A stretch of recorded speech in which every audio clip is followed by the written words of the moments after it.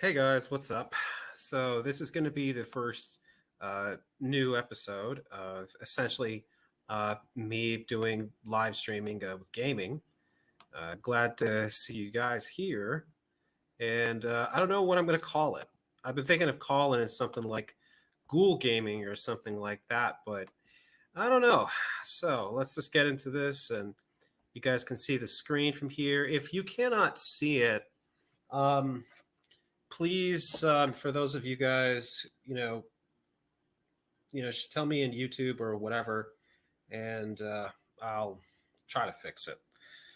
So, because I tested this stuff last night and tried working on it, so hopefully this goes through correctly.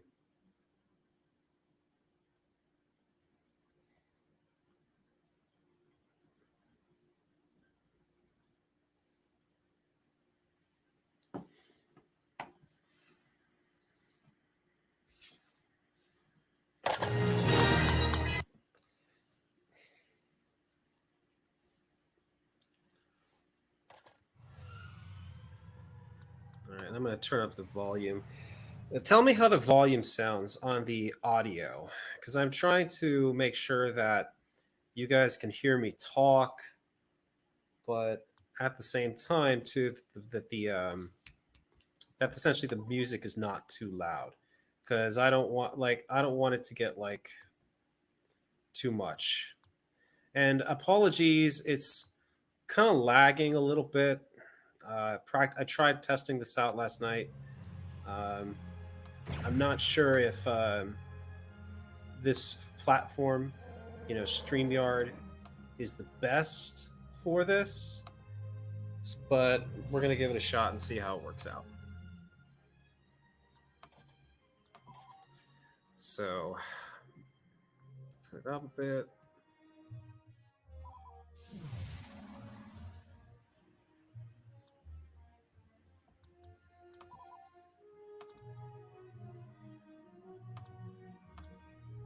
All right, here we go.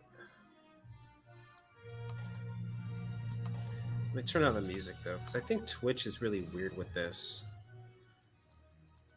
I think with Twitch, like they literally, like, I think with Twitch they like mute it if like even the music you're playing is like this. So I'm gonna shut that out and just do the game. So let's do the original campaign, I suppose. Or what should I do this one? I don't know. Like I said, guys, I can't really see your comments if you're going to be commenting. So if you're commenting, uh, do it. I don't know. Just give you the heads up. I can't really see it. Anyway, let's see. Let's go to Galactic Conquest. I think that's a lot funner. No offense. And I think I'm going to go with Attack of the Clones first because, as neoconservatives, we're about the Republic and crushing the despots. Yeah, and sadly, oh, looks like my brother, my looks like my buddy's in the gaming right now. Okay, very cool stuff. Very cool. I wish that one of the you guys who I'm friends with on this gaming platform, Steam, would get in on this. You want to jump on and we want to play. You want to play actually this game. If you've got it, then go ahead. I would like that. So I'm going to attack Bespin. That's probably my favorite level. And there's Kashyyyk and secondary reinforcements. Oh man, the one I really like is sabotaging vehicles because you just have a huge advantage when you sabotage your enemy's equipment. I mean, that's a huge advantage in this game. Back to tank is all right, but even secondary reinforcements, I'm not really a fan of. That upgrade, essentially, secondary reinforcements can be mitigated if you do a really good job of seizing control of the enemy's positions. And this is probably my favorite person to play as the ARC Trooper for the Republic. It's absolutely devastating. And I love this. This level is important to get behind the enemy. There's not much really to do in terms of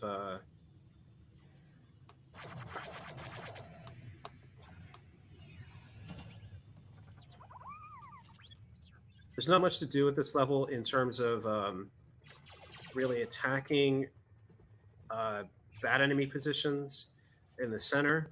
It's just essentially a slugfest. So it's just best to attack. Oh crud! I'm gonna kill myself. Whew, that was close. That was really embarrassing. Okay, I hope you all forgot. You did not see that embarrassing a moment where I nearly killed myself. And those turrets are deadly. Like, you have to eliminate those turrets if you're going to seize the enemy positions here, because those turrets are a pain. Like, they'll shoot down those aircraft like no other. So you got to hit them, and you got to hit them hard. It's important to really get behind the enemy like this and focus on attacking the enemy here. Because if you fail to, shoot. Dang it. I lost it.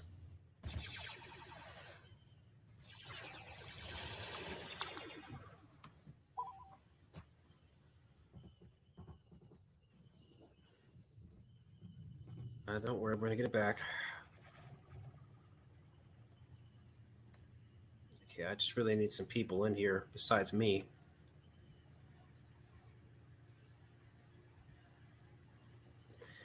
What do I press to get the command in here for this? I totally forget. Okay, so I've got a couple other people in here. So I think this is good enough for now.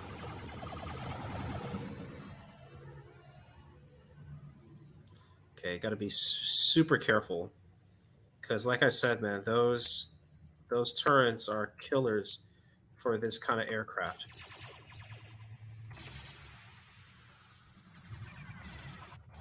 Dang it! I told you, man. I must have been shot by the one that was over here in this area. Those ones are such a pain.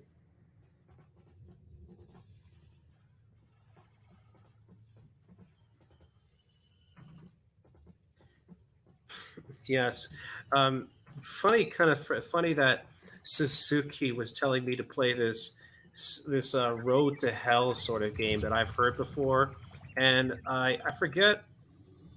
It's like literally one of the worst games ever played, is from what I've heard. And there's no way I'm going to play a stupid game like that. Like that. The game is just bad. Oh shoot! There goes my cover.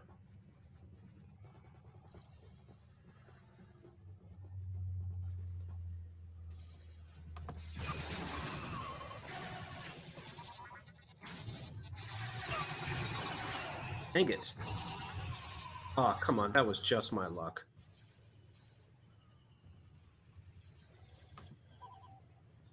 Man, doing these backwards maneuvers are just so difficult sometimes.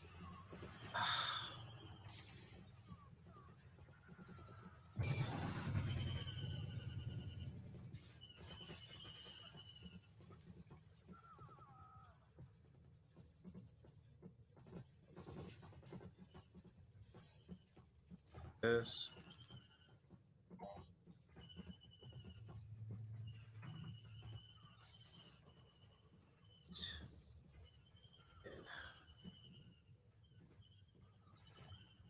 All right, this battle's not looking good so far. Enemies really breaching. I've got to get. Shoot, I have got to get one of those command posts.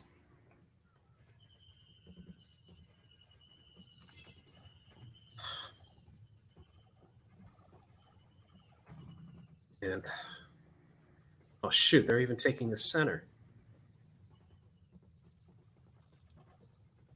This might be the opportunity I need.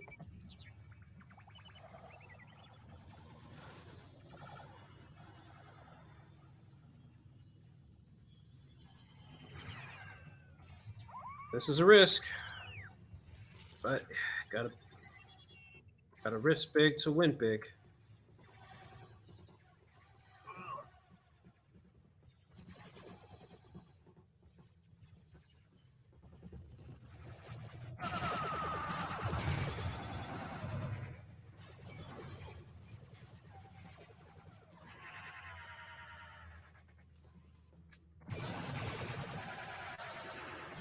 Finally, shoot!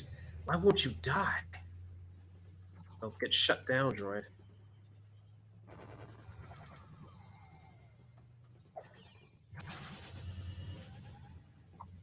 Alright, just gonna throw some grenades.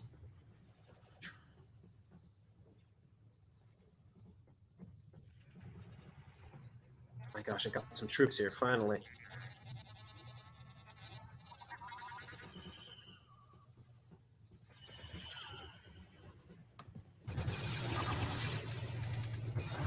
Oh my gosh, these droids.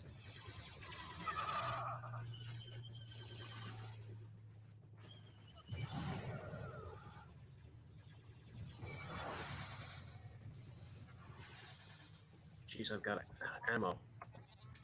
And I'm out of free. Oh, frick. What the heck happened? Oh, shoot. I don't know what just happened, guys. Oh, come on. Respawn.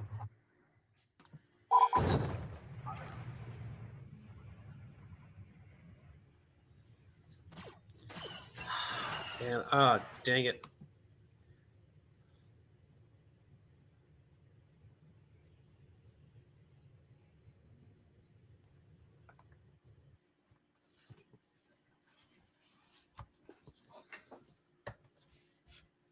Okay, what just happened?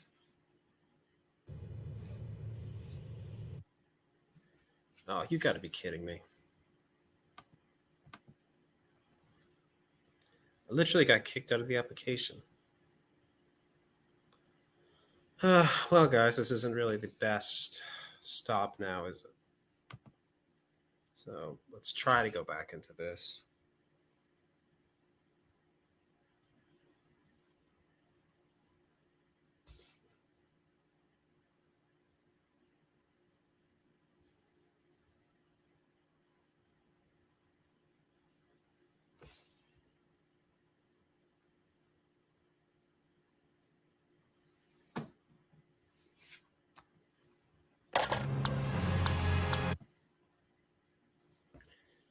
All right, guys, can you tell me if you're getting any background noise or something like that? Just because I need to know if there's like noise reverberating or something.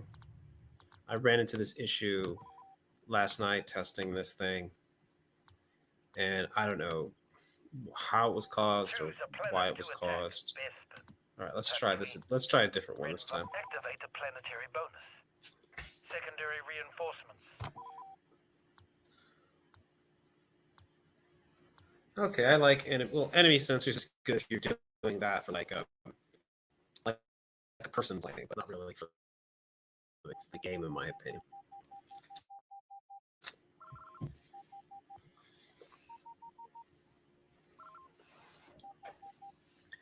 I tell you what, if you guys give me enough Ko-fi donations, I'll eventually be able to get a better computer. Their reinforcements are being depleted. The separatist troops have been injected with Bacta's serum. Like if I could get a better computer to play video games, that would be awesome. So, yep, hook me up on Ko-fi, because again, that's my primary source of getting support for my content. But again, if you guys also too want to send me bits, that would really help also. I mean, I could really use the help.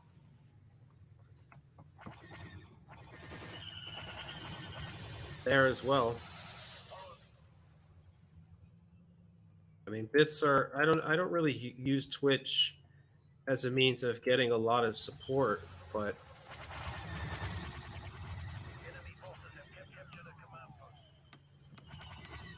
But if you can, hook me up, that would be awesome.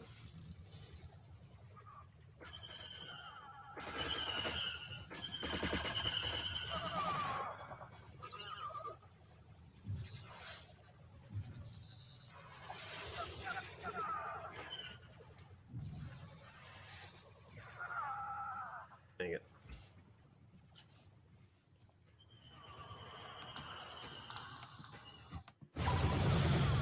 Oh, what the heck?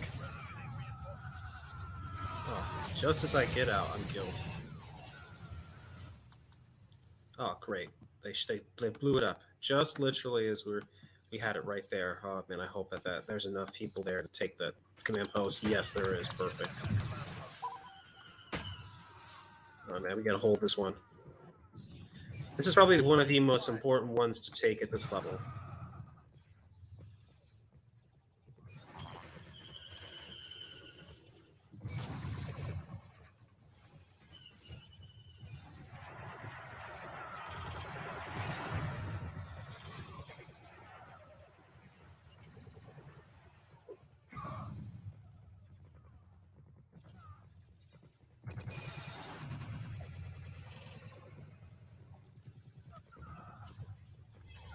Oh man.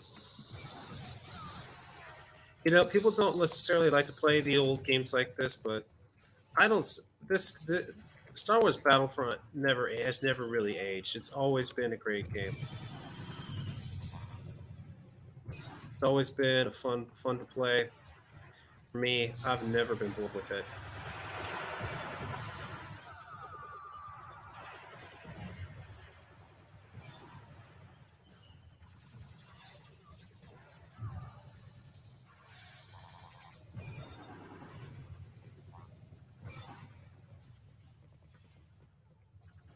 Come on, shoot. Blow up already, will you? Ugh.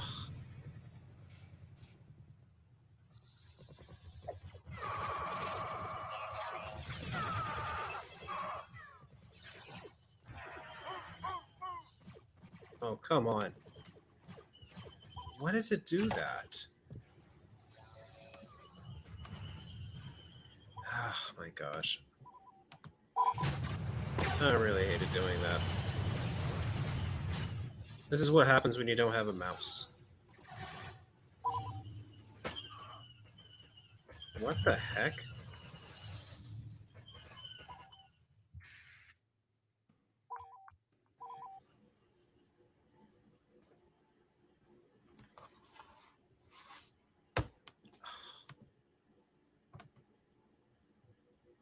All right. Looks like this is proving to be a disaster of a stream. Just because I don't have a damn mouse. All right. Let me try something. Be back in a second, guys. Oh man, this is gonna. I'm gonna have to do some serious editing with this video.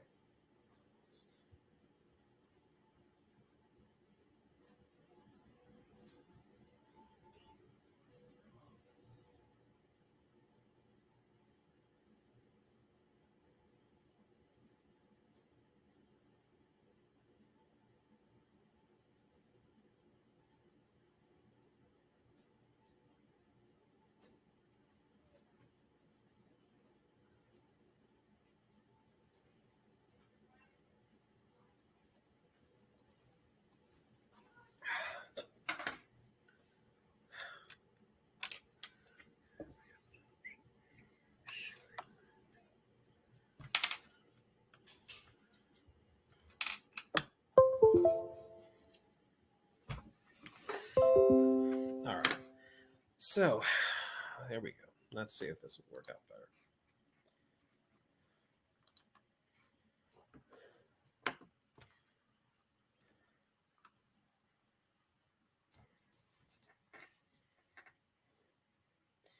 Again, it doesn't look like anyone's tuning in, but what are you gonna do?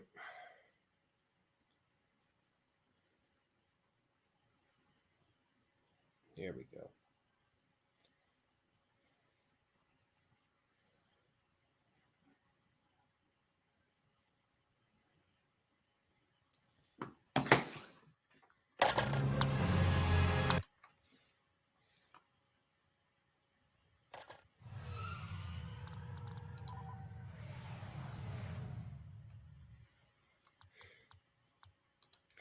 Man, this is weird. You guys can see the stuff faster than even I can on my screen. I don't know how that's possible.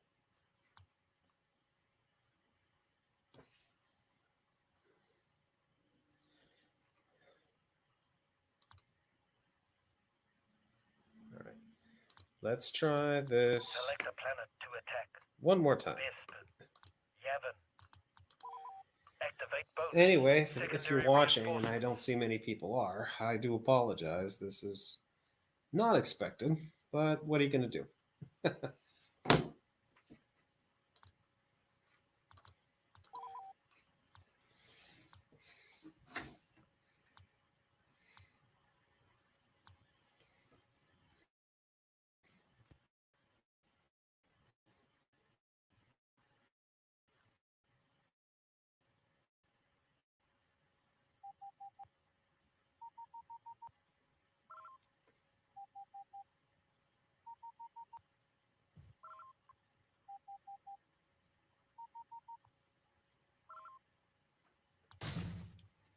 All right. Oh, shoot, not this level. They're jamming our sensor. We've got secondary reinforcements en route. I chose the wrong one. But it's time for the secret path.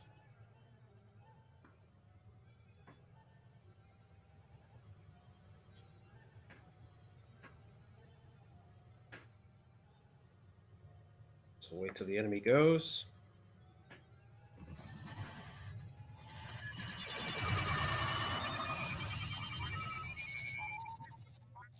Ooh, that was close.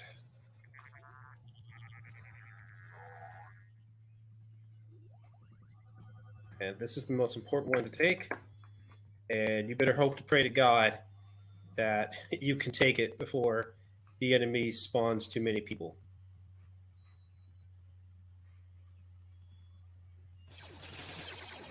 Just like that. Oh, damn it. I can't believe. Oh my gosh. I moved out of this space for a second and lost all the gains I made.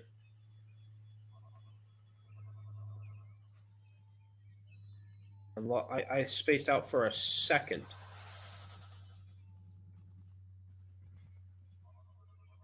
Oh my gosh, I can't believe that.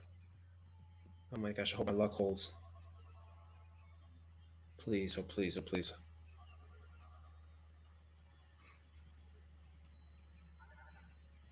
Come on, come on. Oh yes.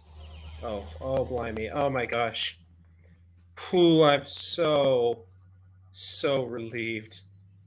Like losing this spot would have been so bad.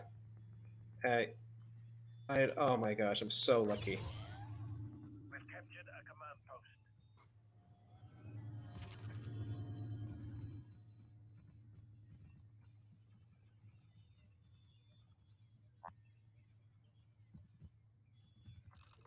Uh-oh. Uh-oh. Uh-oh. Not good. Not good.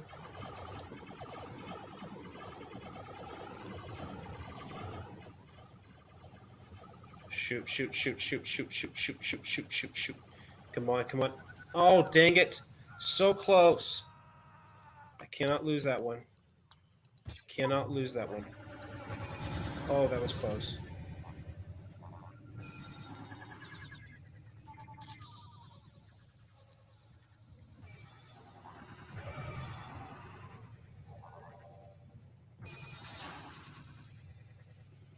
That was so close.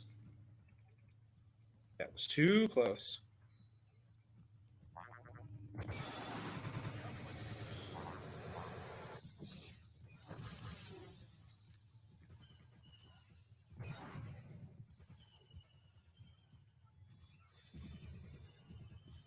Oh my gosh, we're right behind the enemy, but oh my gosh, they've got like almost double the men we have. But oh my gosh, I can't afford to leave. I can't lose the spot though, because if I leave, then essentially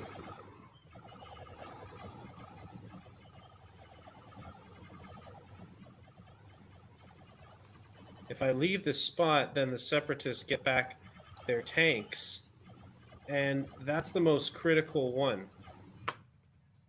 Like, if the Separatists get their tanks, then you lose. Then, oh my gosh, I've got one of the most. Enemy forces have captured a command post. Oh, you got to be kidding me! Oh man, they're flanking us. Oh my gosh.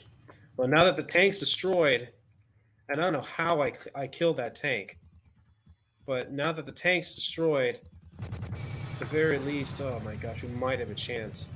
Because there's no other place where they can get tanks. But shoot, though, we're so behind. I don't even know if the secondary reinforcements are going to help.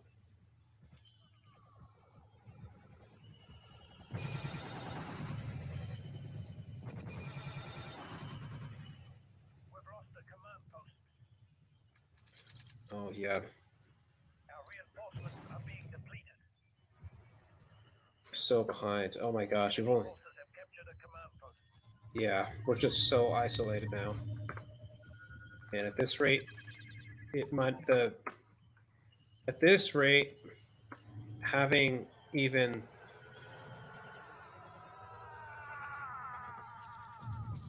Even at this rate, even having the enemy, Our reinforcements have been cut off. yeah, at this rate, we're just so behind. Even having this, even having the fountain and eliminating the enemy tanks is, I don't know if that's going to help. Oh,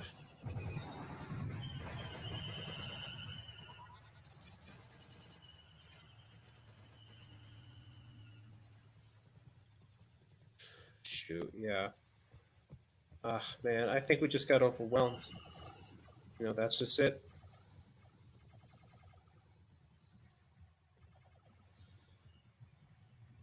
Yep, the enemy. Oh man, yeah. Secondary reinforcements just isn't going to cut it.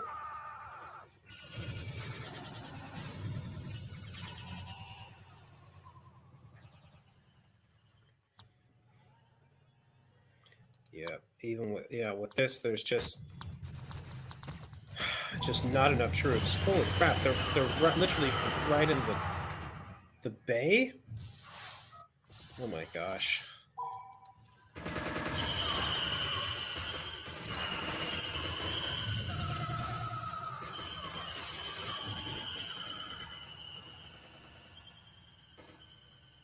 Oh my gosh. Like, literally, how did they get in this far?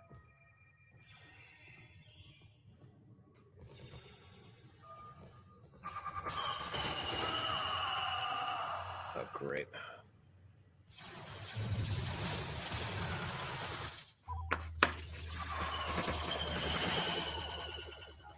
Oh, we lost. We've lost the command post. I don't believe it.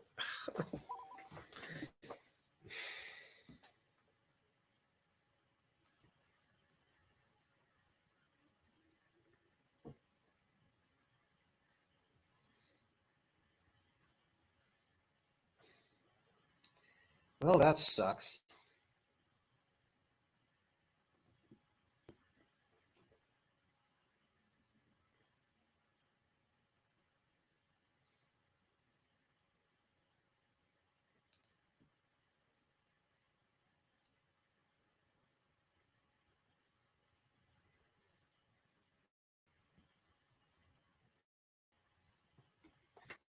And why does it keep kicking me out? Oh, no, it didn't kick me out this time. Well, that's a first.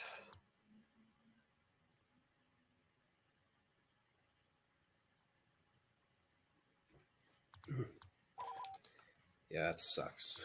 But what are you going to do? I lost, so now to the next one. Yeah, I see. Having Boyne loyalist put in the Twitter Battlefront One, a classic. You still have the box. Wow, I see the picture. I mean, that is Select that bonus to activate. that's classic. All right, Secondary reinforcements. that's a great. It's definitely a great game.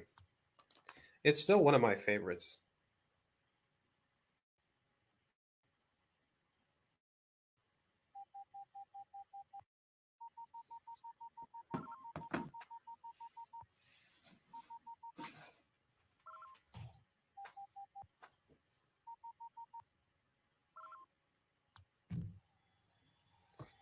All right. This is going to be a tough one. Been sabotaged. We've got secondary reinforcements en route. Our vehicles have been sabotaged. How lovely. Target located.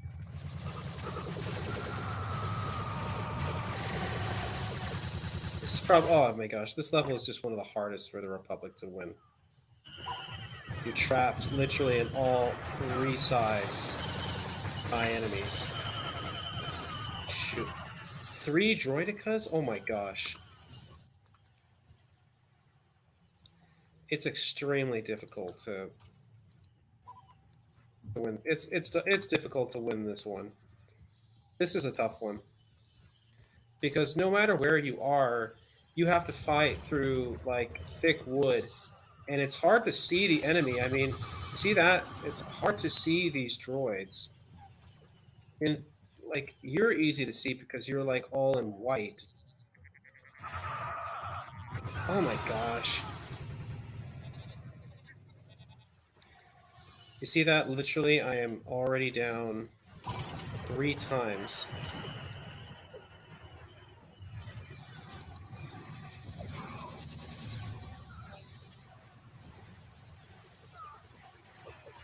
Oh my gosh. Oh my gosh, those droids are literally laying down massive fire.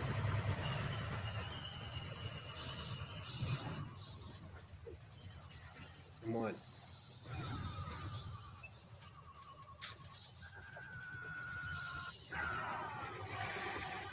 Oh my gosh, I can't believe I didn't even bring it down that time. This is just embarrassing.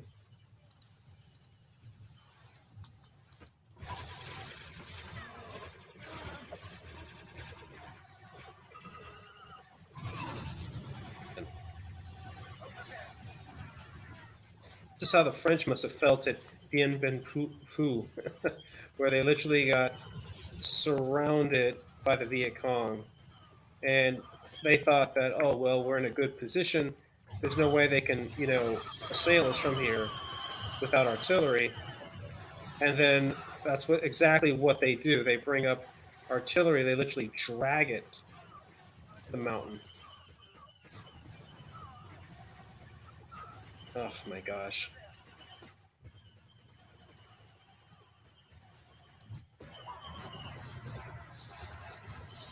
Man, but this might be the first game that I play of this like series and actually like lose a campaign because I've never lost a actual campaign playing this game, and I'm literally about to die.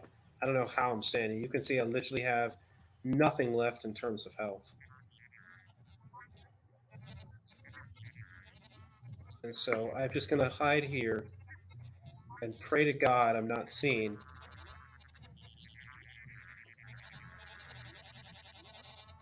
Their reinforcements are taking damage. Oh my gosh, we might be able to win this. Might. We've captured a command post.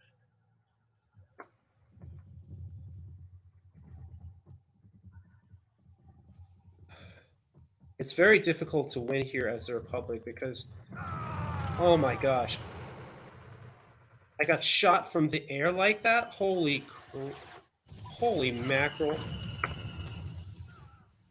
How did that happen? Oh my gosh, he tried to, the computer tried to land him here, and got shot along the way. See, I could even see these. I could even see where they were coming from. Oh shoot! I almost hit my clone button.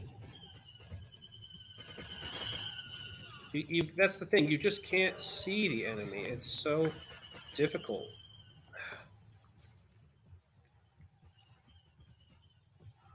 You just cannot see where they are. Oh my gosh! And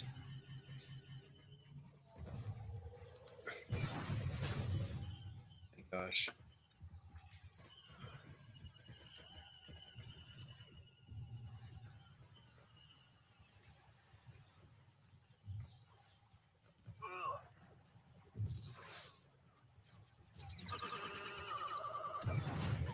Oh my gosh.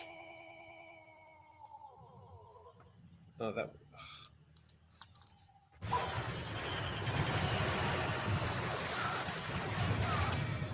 Oh, no, you don't.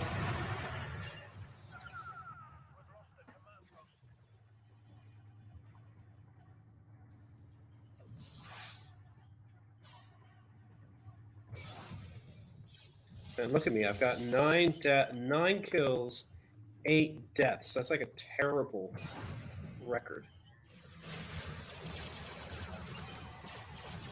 Us. Oh my gosh. We're like literally on the brink right here. I mean, taking the jeez Louise. Oh my gosh, I killed myself because I saw the guy in front of me. Oh my gosh. I don't know.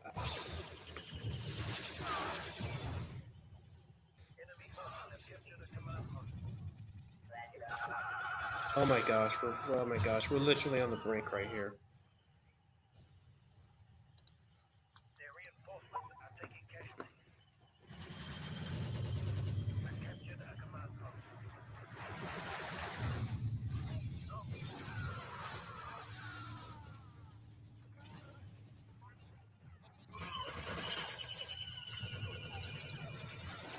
Oh my gosh. Oh my gosh.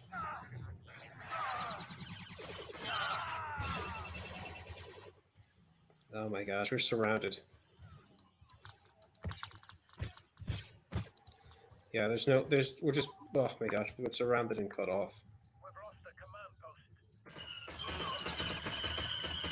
Enemy forces have captured a command post.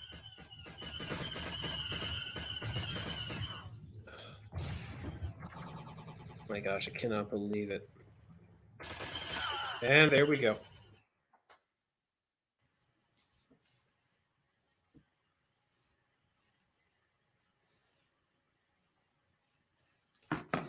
Oh, that's embarrassing.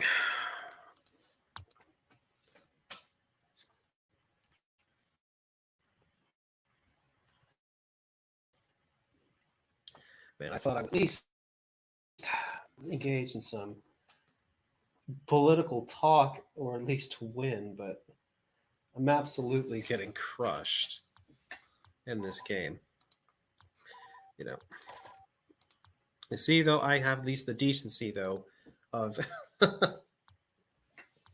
of saving, even though I'm doing an absolutely abominable job.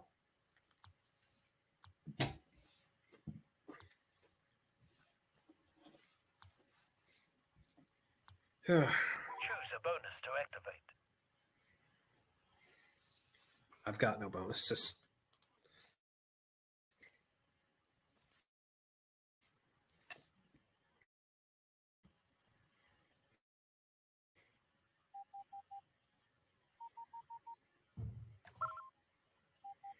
Well, I see there's a lot of conversation, though, going on Twitter.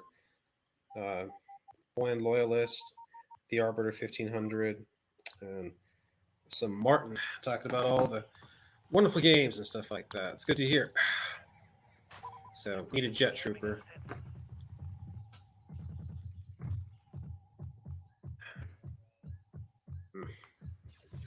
Here, the Republic literally has very little to go off of. The enemy's got all those, as you can see right there. So, tons of resources to use.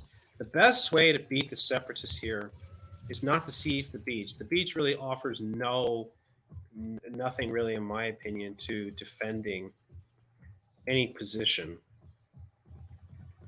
Best way to beat the Separatists at this level is to seize that right there. That area is totally necessary for the Separatists to win. Enemy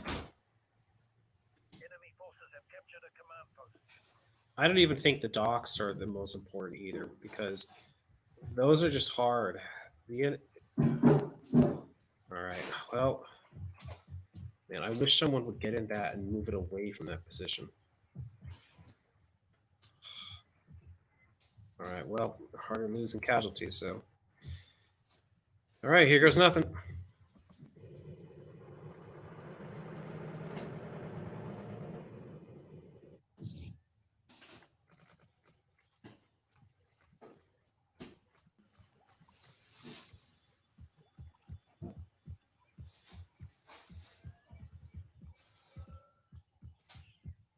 All right, this is a pretty dangerous area because there's literally no protection whatsoever.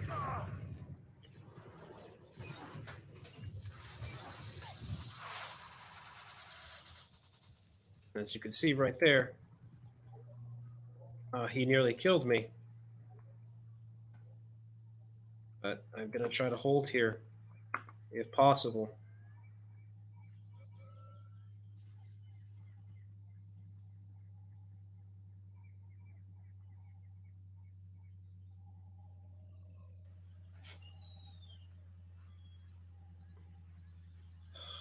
Gosh, just have to be lucky. Just have to be a little lucky.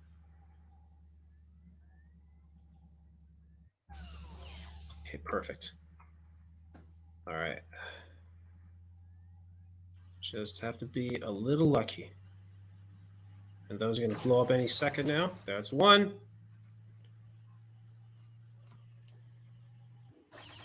And it's ours.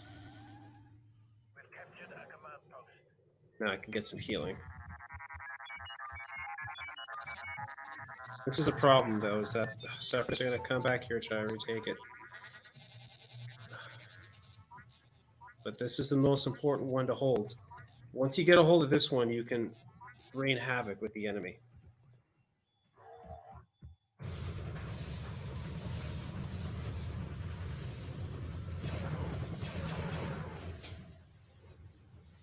See?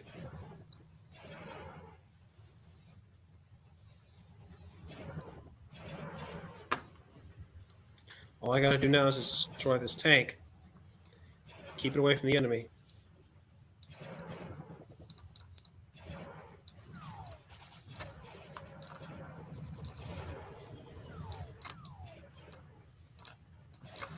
And boom!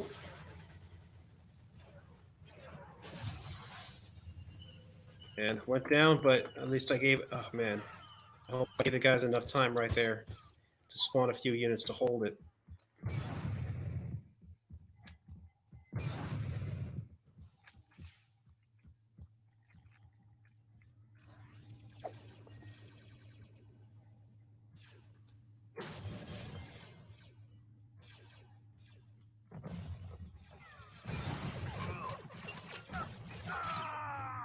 Dang it, come on.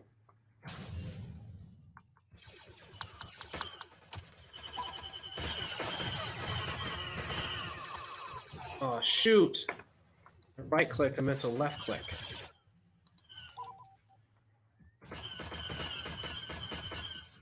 Okay, that's one.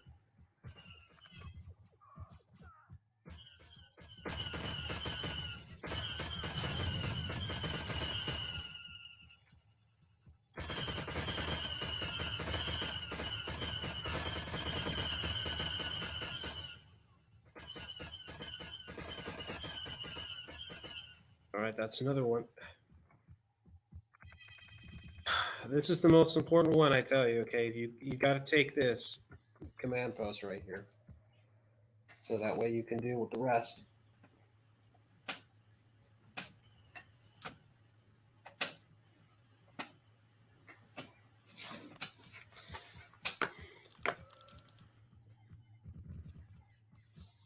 All right. It evens it up, but still, we're pretty closely split. So we're going to have to take one of these ports, one of these docking bays.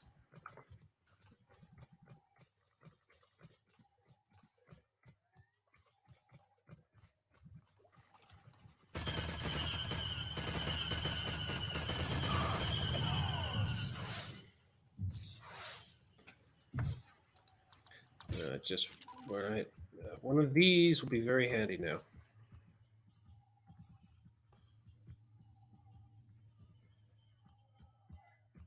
Way we can shoot those turrets.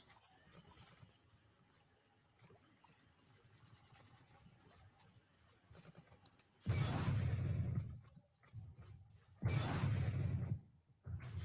right, there goes one.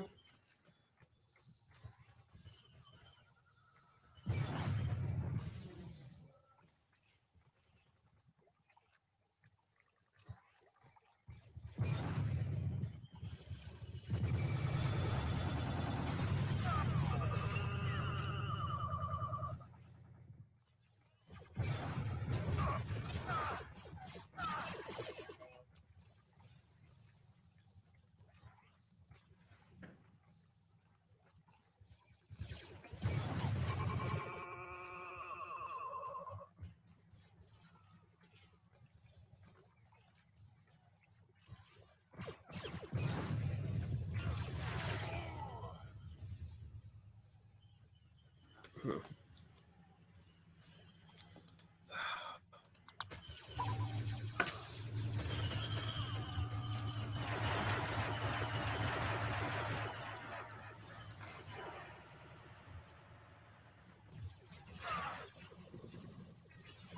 Oh, dang it.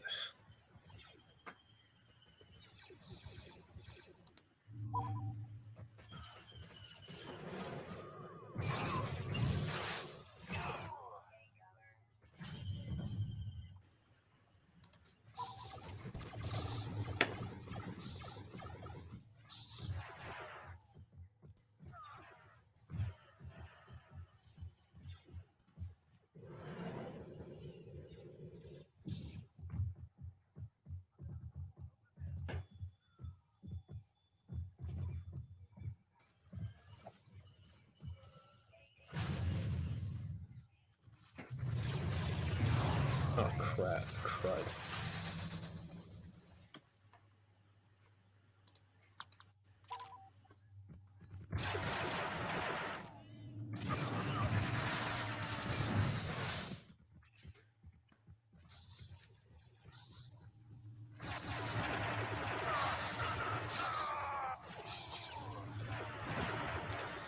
Oh, man, today is just not my day for Star Wars Battlefront.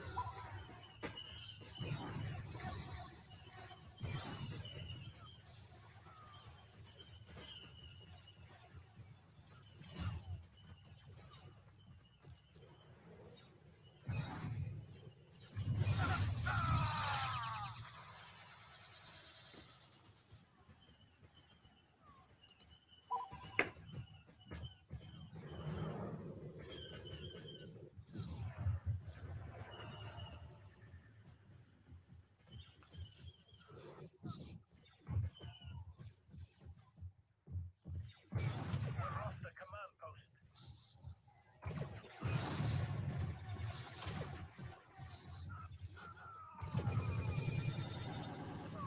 Enemy forces have captured a command post.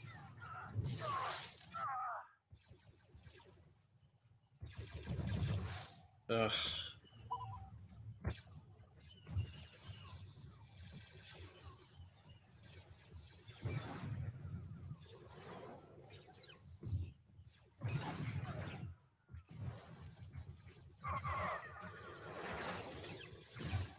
Man, those guys are dynamite.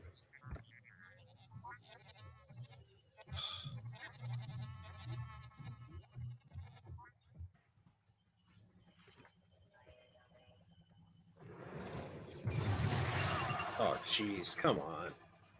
I literally. Man, today is just not my day. Hmm. I'll probably just do this for Twitch. I don't see the point of doing this for YouTube.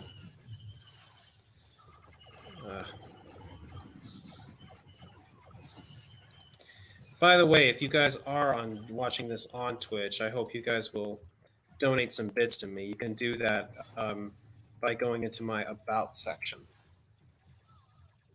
My main thing is Ko-fi. I have never received a bit. I, but if that's you want to, support my neoconservative content, then go ahead. All right, come on.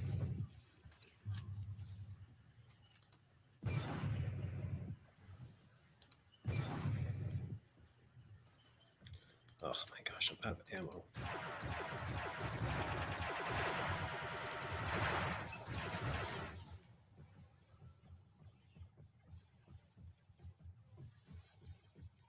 Gosh, it is so dangerous. All right, well, the enemy retook that area, and now they're going to have the tanks. Shoot. This is not helpful.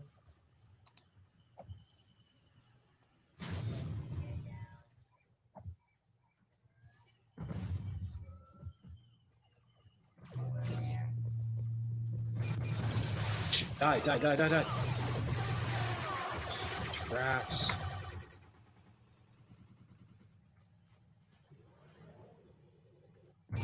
Oh, come on. I can't believe I just killed myself.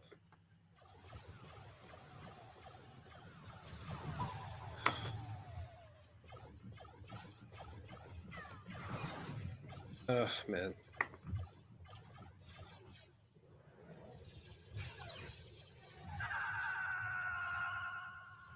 Jeez, those guys are killers there. Hmm. Yeah, I just don't know if my computer is set up well to handle gaming and streaming. So, obviously, if you guys want to help donate via Ko-Fi and help me get a new one, that'd be great. Or you could donate to some Afghan charity too. Preferably, you donate to an Afghan charity because you know how Afghans are struggling right now with the Taliban in charge of the country. Death to the Taliban for all the terrible things they're doing to the people of Afghanistan. And, let's go, Brandon, for abandoning the people of Afghanistan to the Taliban. Affirm a peace. So, yeah, peace with a snake.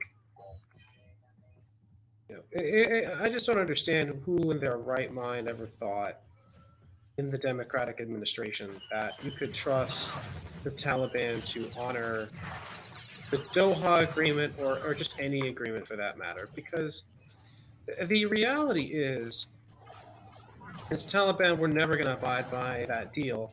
I mean, I think common sense would dictate that to you. The problem is that people naively wanted to believe they would, and it just got to the point where it was like people said, look, it doesn't matter, we're leaving, and that's that. And it's so frustrating that people, rather than see the warning signs, just chose to you know delude themselves into thinking that the Taliban would ever honor any agreement.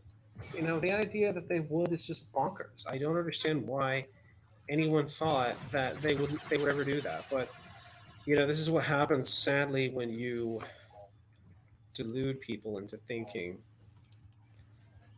that they're going to abide by it, which was stupid. It was moronic.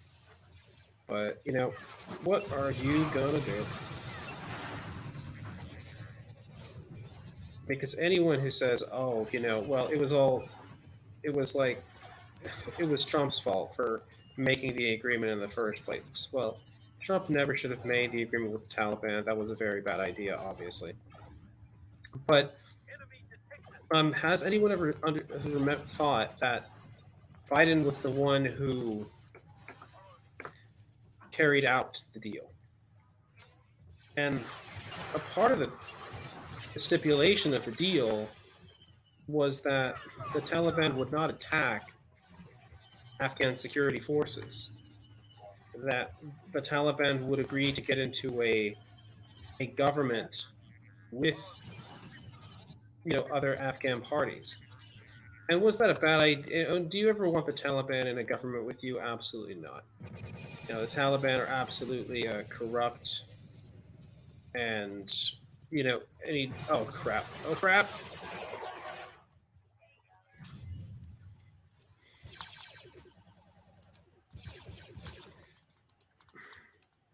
But once again, people didn't use common sense. They wishful thinking.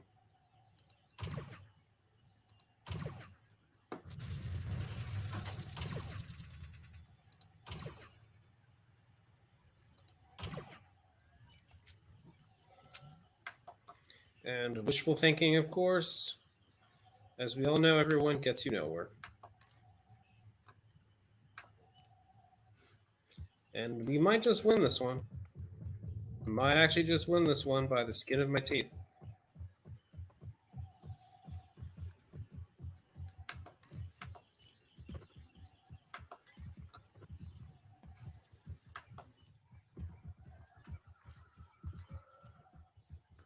We've lost the command post. Enemy forces have captured a command post. Crud. We've captured a command post.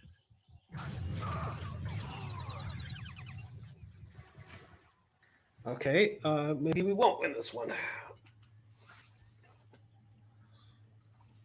Man, this is way too close for comfort.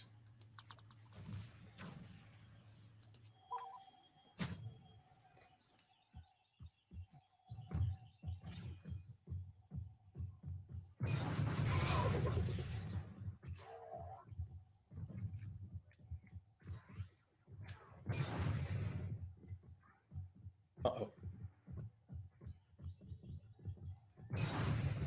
Gotcha. That's the thing about the droidicas. You got to catch them while they're. Oh, dang it! Oh no!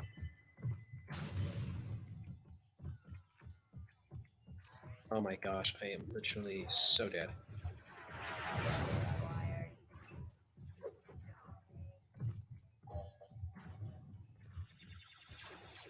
Oh dang it! Oh man, they're just ahead of us by a hair.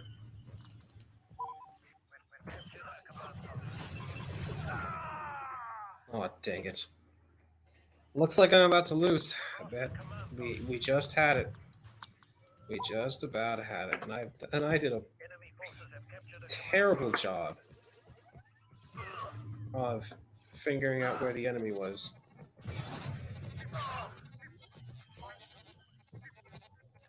I think that's why it's probably a little easier to play the Separatists because with the Separatist droids actually blend in quite well to some of the environments, while the clones stick out like a sore thumb.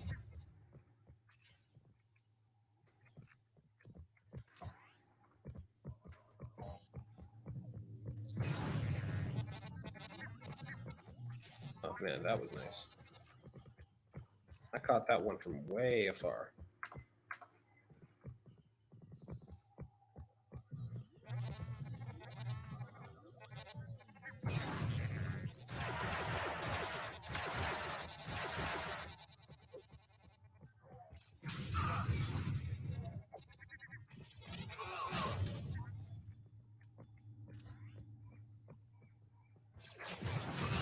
Got him.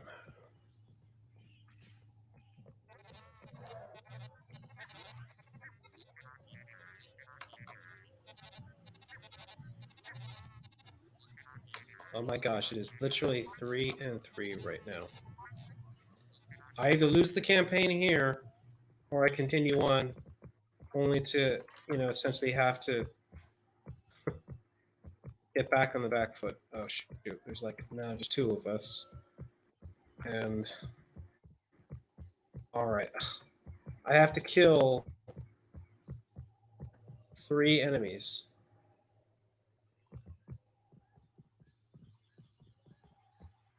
And I'm not even sure I know where they are. There's one guy right there for my buddies.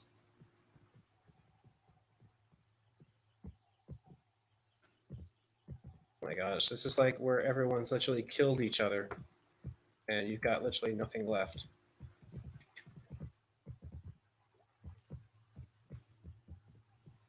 Oh my gosh. Okay, so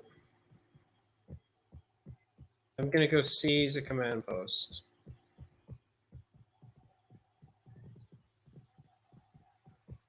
No, no, no, no, not out there. I'd be a sitting duck.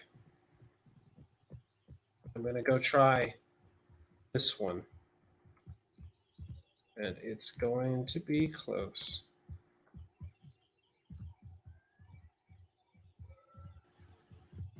Yeah, people think that with guerrilla insurgencies, is always are going to win against state forces, but that's not true.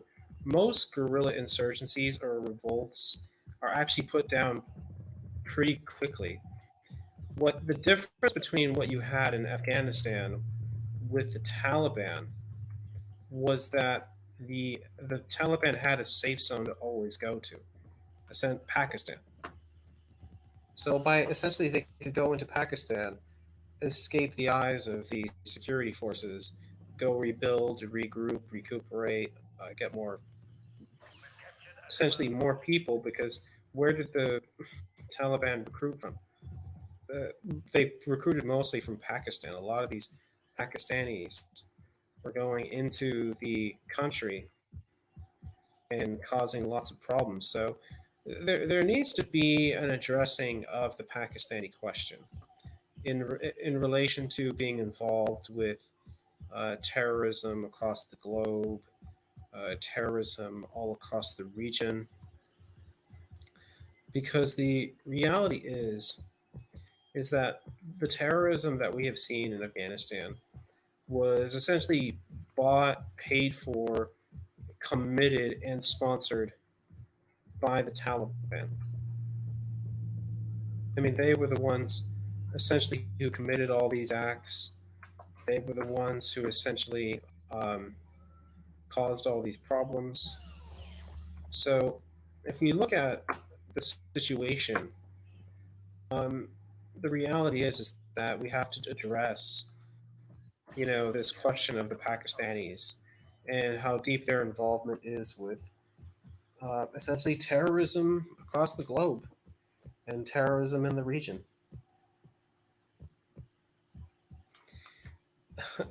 I wish. Oh my gosh. Yeah, you are bad, right? Yeah, I've seen. I am totally bad. So Adam's posting the YouTube. I am bad. Yes, I think I have totally bombed this time. I don't even know. Aha. Okay, got one. Okay, there's like literally two left. If I can just. Oh my gosh, there they are. There they are. Just stay alive and don't die. Oh my gosh. Okay, there's one more. Okay, okay, you better not die over there, my friend. Oh my gosh, he got killed. Oh my gosh, how did I miss? How did I miss? Oh my gosh, nope. Come on, come on, come on, come on, come on. Where'd he go? Oh, come on, die, die, die, die, die. Yes! Oh my gosh, I won that by the skin of my teeth. The skin of my teeth. Did I watch the documentary This Is What Winning Looks Like? No, I haven't. I've probably seen plenty of other documentaries, though, on Afghanistan. Uh, oh, shoot. Well, I don't know how I won, but it was absolutely just terrible. I did an absolutely awful, awful job. All right, I gotta be back in a second.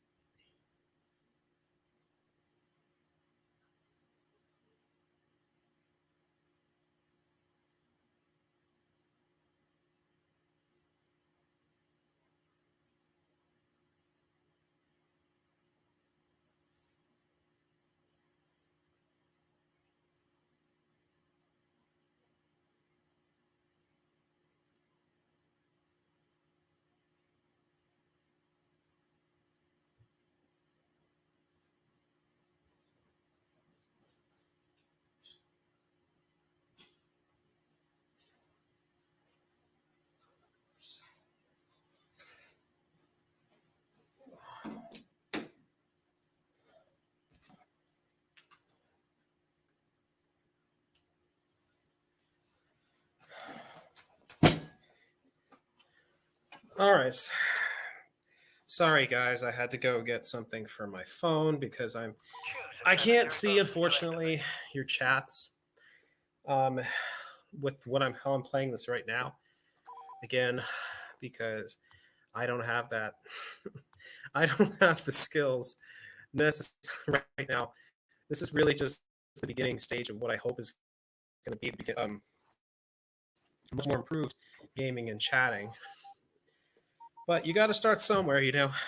You got to start small and then go big, just like in um, that one Prometheus movie. You know, I just love the guys like big things have small beginnings. And some guy made fun of me for that once because the guy's essentially a homicidal alien. Well, not no homicidal robot that essentially wants to kill every last member of every species and essentially create a super powerful robot identity because he's like essentially, well, I can do everything a human can, and I could do it better than you can. So who's the superior one? The creator or the instrument of the creation?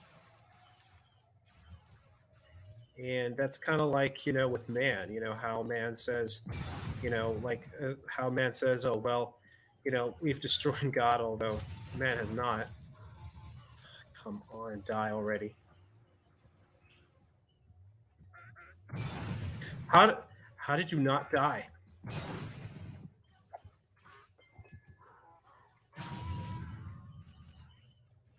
Oh my gosh, now he's dead. Uh-oh.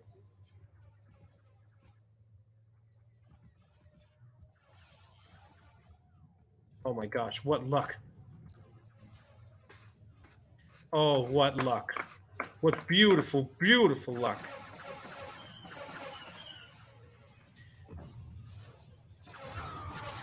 Out of the way.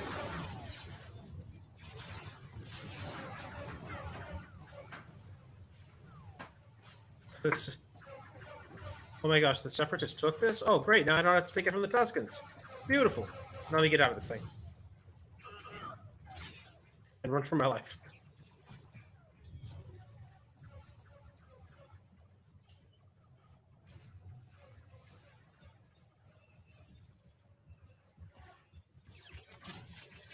Jump. Now I gotta. Oh, drats. Uh, well, that was close. Well, I like to take these. I like to get rid of the Tuscans initially in the early stages. Just getting rid of them just takes a really big headache off your. Just really big problem off.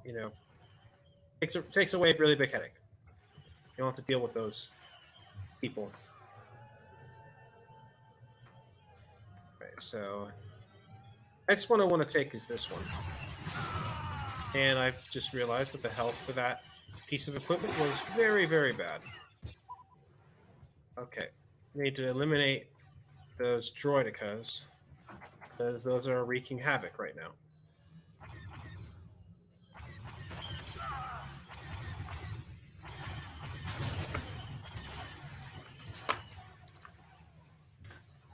So long.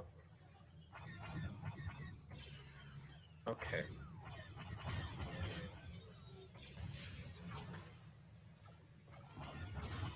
It's important to eliminate that and clear the way for the rest of the troops. It's got to take this one right here. This one right here is important.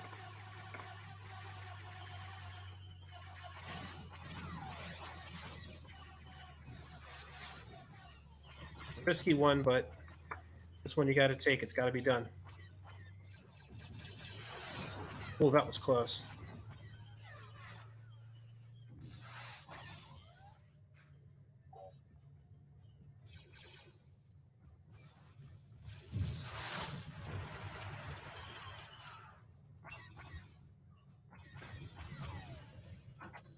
All right, time to move.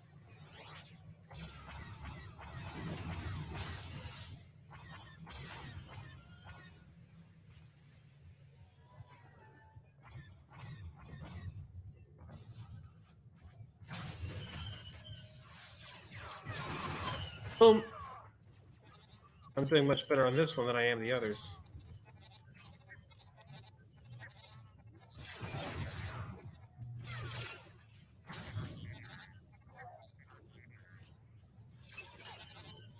Oh shoot, we lost the sandcrawler?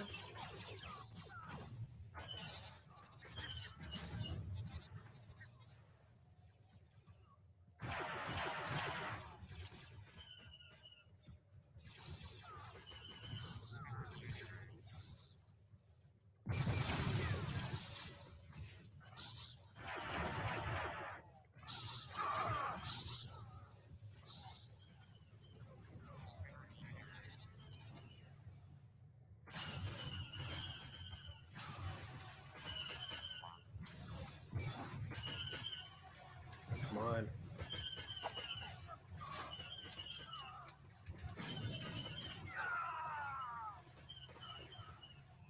Oh, dang it, they're going to try to... Oh, shoot, they took everything else.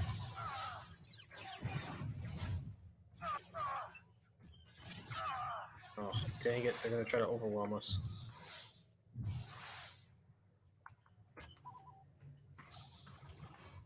Get in. Why do you get in here? I didn't kill him. Oh my gosh. Oh, come on, move.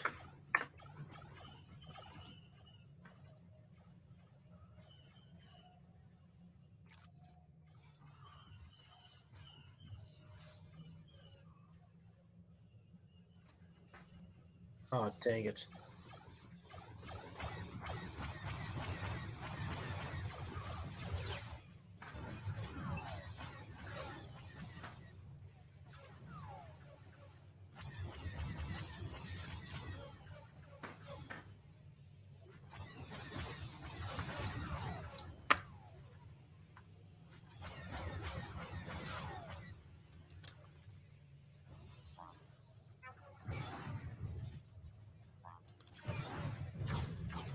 Boom.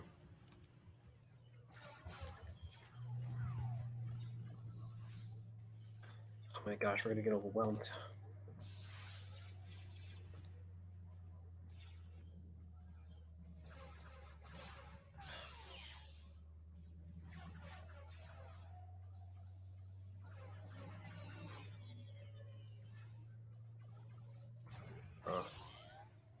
Oh my gosh, we just don't have the reinforcements to win.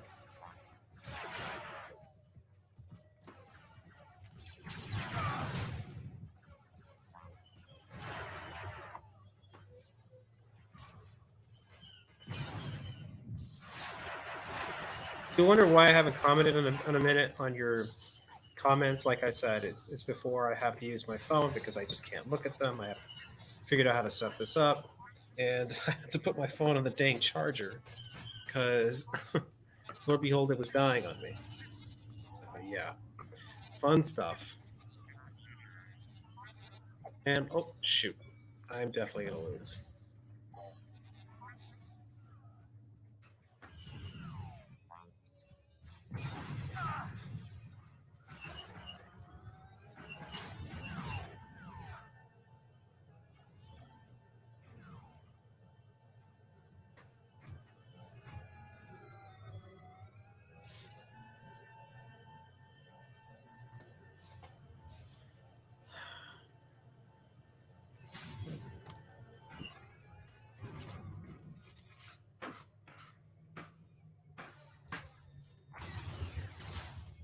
Oh man, lost this.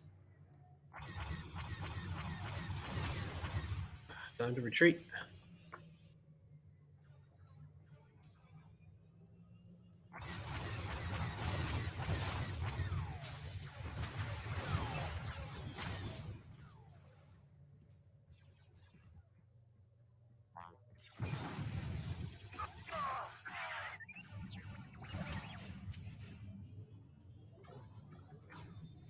Well, at least I got into a starship so I could evade capture.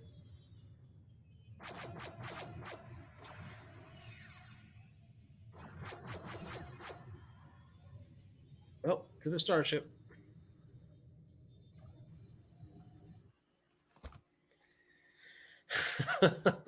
I can't believe it. This is the worst running I've ever had at Star Wars Battlefront. Like, I'm not kidding. This is the worst I've ever done.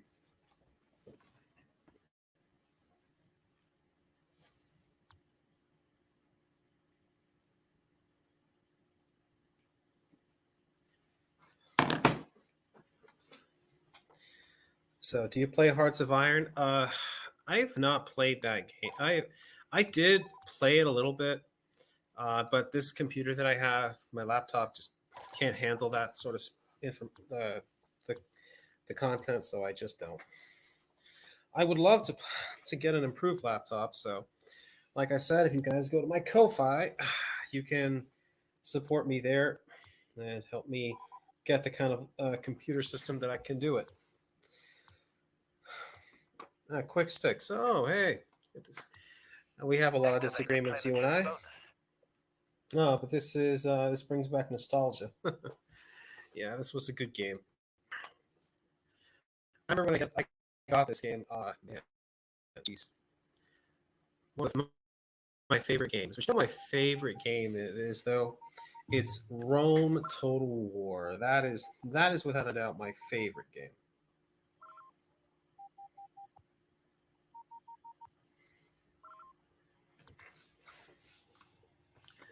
Oh man. Separatists have sabotaged our vehicle. I need cover fire. You know, I never understood the whole appeal of watching people play video games. Like, here's the thing about it: you're not playing it yourself. You're just watching someone play it for you. I mean, you could go and get the game, but instead you choose just to watch someone play it. I mean, Enemy forces have captured a does that make sense? I mean, you're actually just you're not playing the game. You're literally just watching someone do it for you. I mean, isn't it strikingly odd that you could go buy the game and enjoy it and have a good time, but instead you literally decide to say, "Hey, I'm actually just gonna watch you play." I mean, I don't know what how that, but whatever. I mean, I'm essentially now trying to do the same thing off of you right now, if you're watching. And this is not good. I literally only have one. Oh, great.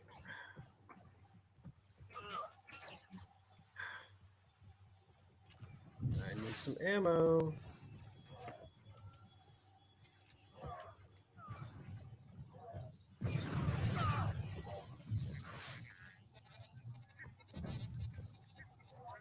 We've lost the command post. Bye bye bye. Our reinforcements are being Oh my gosh, how did they take that so soon? You got to be kidding me. enemy forces have captured a command Oh post. my gosh. I don't know how that oh, I don't know how that just happened, but they took the most important command posts for the Republic. Oh my gosh. I'm trying to destroy this. Oh my gosh. Our reinforcements are taking casualties.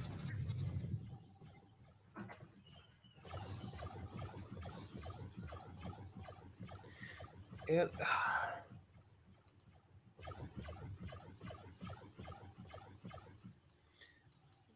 more as background fodder for listening commentary. Yeah, maybe, I guess.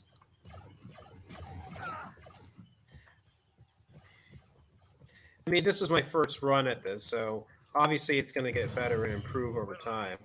This is more of like a test run, if you. I try like I did try sort of a test yesterday, and kind of learned a couple things about adjusting the volume and how some just trying to avoid background noise, because when I was watching watching myself play it on Twitch, the first time I ran through it last night to test, uh, there was tons of background noise going around. It was repeating and it was screeching high, and so I'm obviously that's not happening this time, so that's great. Um, but I it was just very bad last time, and so that's why you're watching an improved version because if that had been last night, you guys watching, it would have been absolutely horrendous because it was just really bad.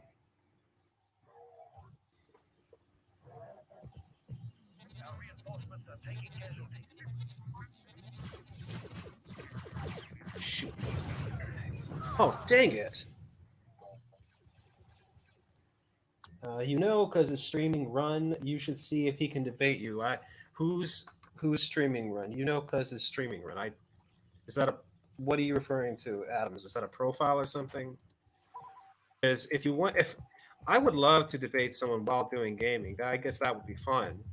I offered Reinforcements have been cut off. I offered Lord Commissars the opportunity to actually come on and debate me right now.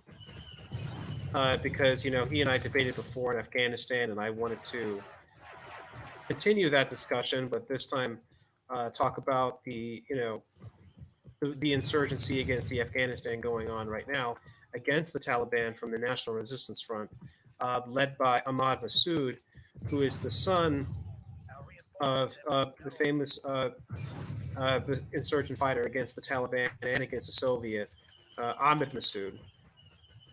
And he was killed by Al Qaeda literally just a couple days before 9/11. And so the Taliban assassinated him in an explosion, um, using under the false guise of a journalistic opportunity.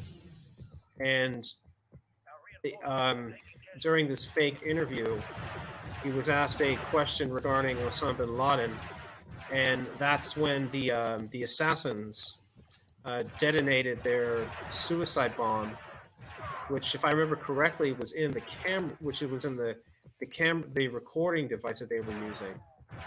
And Ahmad Massoud was not killed instantly, but he did not survive his injuries. And so it's really disappointing that the Afghanis can never catch a break. Anytime they get a real leader and hero, um, the Al Qaeda terrorist elements are always out there trying to kill that person. And you know, and then when you have like certain leaders in Afghanistan, who are actually fighting for their brethren and for their country, they're very often undermined by corrupt Our elements, reinforcements are taking casualties. which is disappointing. You know, Voss is streaming RN. You should debate him. LOL. I don't like Voss. I've made it very clear that I don't like that guy, and it's because of the terrible things that he has said in reference to CP. He has actually gone on record saying that he does not think that people who have CP material Our reinforcements are should taking casualties. be prosecuted, and people like that I absolutely hate. I mean, because again, he made excuses for it. So, and there's even an article out there that where a person Enemy aircraft incoming. alleges um, that Vosh actually admitted to them that they'd actually watched or had this material. And if that's true, then no offense, he needs to be investigated by the FBI for this kind of material because and I don't people like that. I'm sorry, but I mean, if I were to debate Vosh, I know that would immediately up my status because people, obviously he's got thousands upon thousands of fans, and at least a few dozen of them would look at my stuff, and they might say, well, I don't like what you're talking about, but I'll subscribe and Our maybe take a listen reinforcements every are now and being then. So it might deployed. up my viewership, but am I really going to sell my soul to talk to a guy who could be who either a is a possible pedophile or B, at best, is a pedo apologist. Because I mean, who says that? Who says that in public? When they're streaming in front of in front of hundreds of people. When they say, "Here's a hot take." I have yet to find one good reason why people owning CP shouldn't be prosecuted, and he tries to excuse it by saying, "Oh well, it's not. I didn't really mean it like that. Because what I really mean was is that there is exploitation in Africa, and the lithium in my computer is made, from alleged slave labor." And so, I mean, if it's okay for people to exploit a child's labor, well, why isn't it okay for me to exploit a child sexually? That's what essentially he said. Oh no!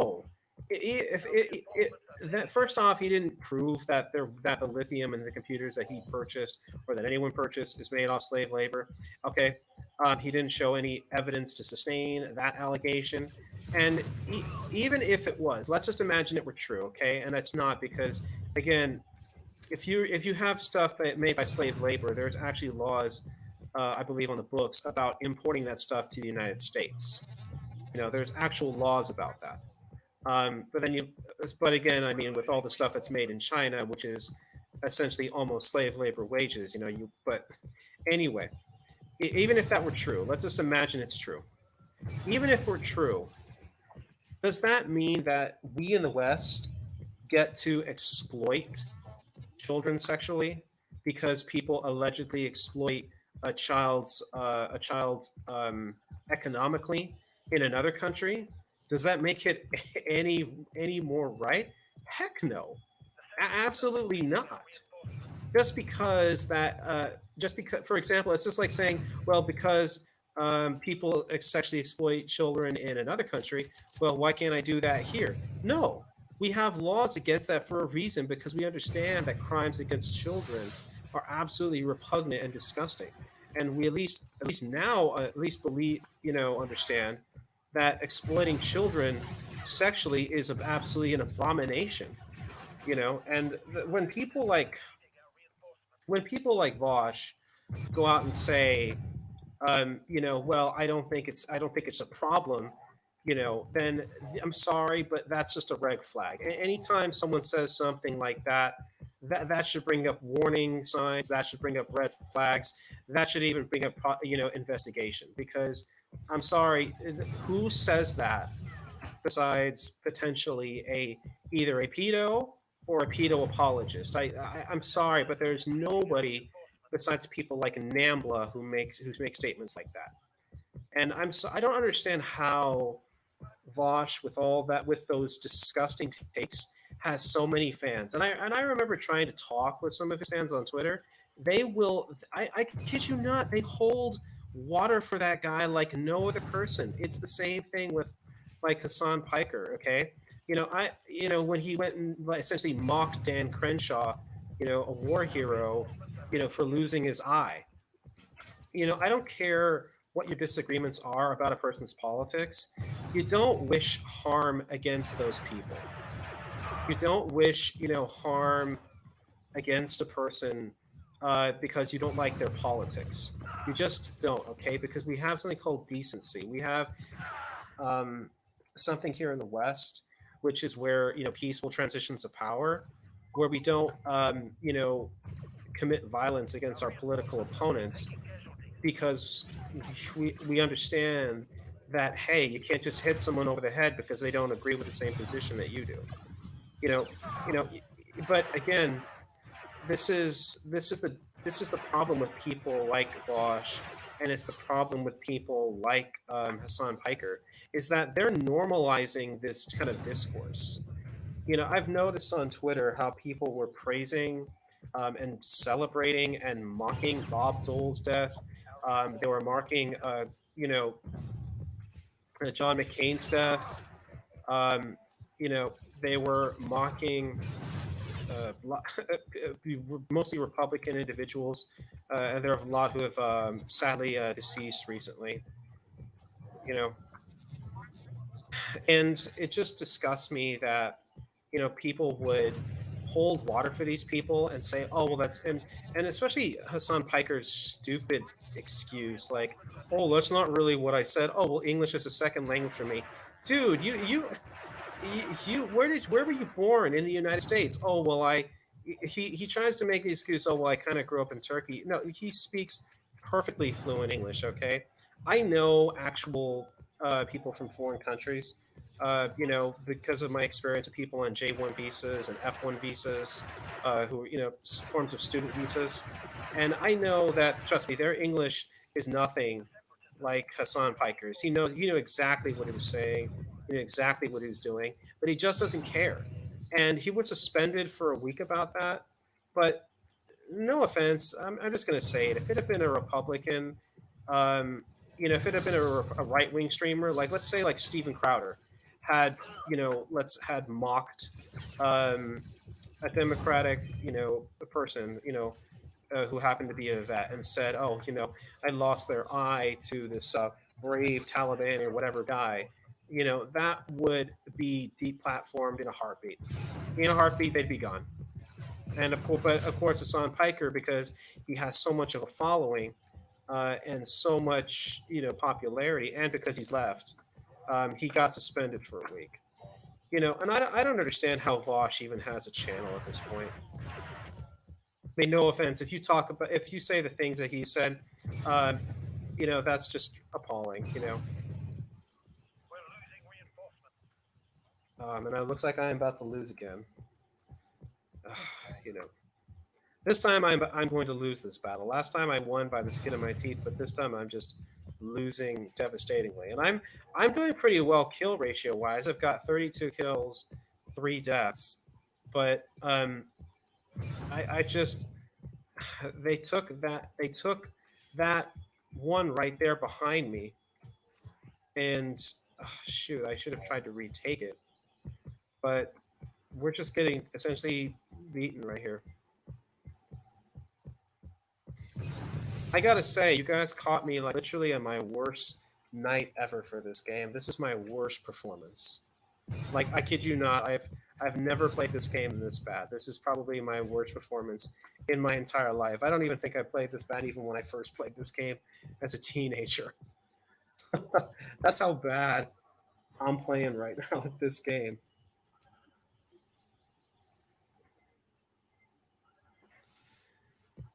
Yeah, I'm trying to switch through people commenting on Twitter and people. Oh shoot, people commenting on YouTube. And yeah, the Arbiter 1500 says this game is a classic. Yeah, totally. Oh no, you don't.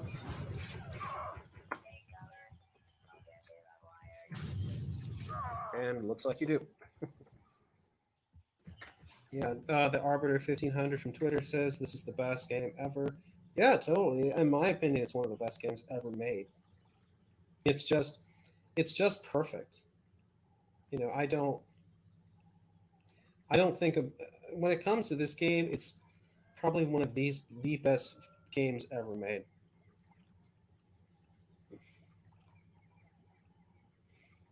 Yeah, when it comes to this, I think it's one of the best, games of the early 2000s for sure. You know, um, then there was Halo, which was an absolutely amazing game, which had changed the face of gaming forever.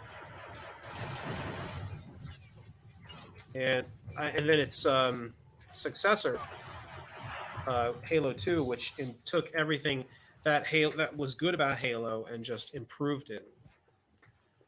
When it comes to video games, I think that like probably Halo 2 was is probably one of the greatest games of all time. You know, a game that you can still play today. You can still play Halo, but the Halo 2 takes everything about Halo, makes it even better. And I haven't played the recent Halo games. I would like to, but you know, here's the thing. Ever since I moved out of my parents' place, I never got really into the video game stuff because I just never could afford to. I was literally um, renting rooms, like getting apartments and just trying to make it by, man. I always financially struggled. every time I moved out of my parents' house because I just don't have the sadly I don't have the education to get one of those good engineering jobs or medical jobs. It was it's a long story, man. That's why I want to go and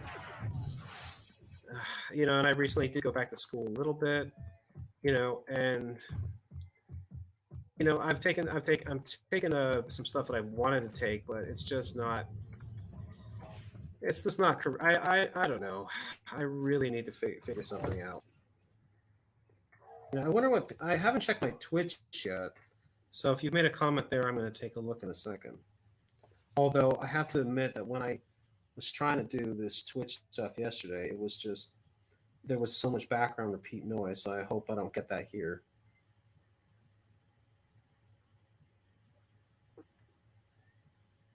Okay, I'm hearing something.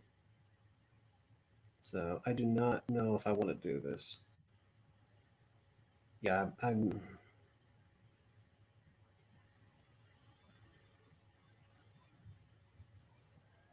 Target located. Take cover. Yeah, so there's no one commenting on Twitch, so I'll just stay off that. Oh, dang it, I got killed. Here we go. I wasn't even looking, and bam. So I'll just stick with YouTube. Yeah, YouTube seems to be where I get most of my views anyway. Oh, that was close. YouTube is where I get the most views anyway. Most people watch me on YouTube. I have the Twitch, but that's probably where I get the least amount of people. I'm trying to stream to DLive, but I have not been able to figure it out with StreamYard. And there's another service that I think I'm gonna start using in the future, so I can do stream to DLive. And I'm thinking of just sticking with if I do gaming streams, just do them for DLive. I'm gonna probably delete the one I have for this YouTube later. But oh great, we're down to one. Man, I'm about to lose this campaign in the most embarrassing manner possible. Yeah. Get down.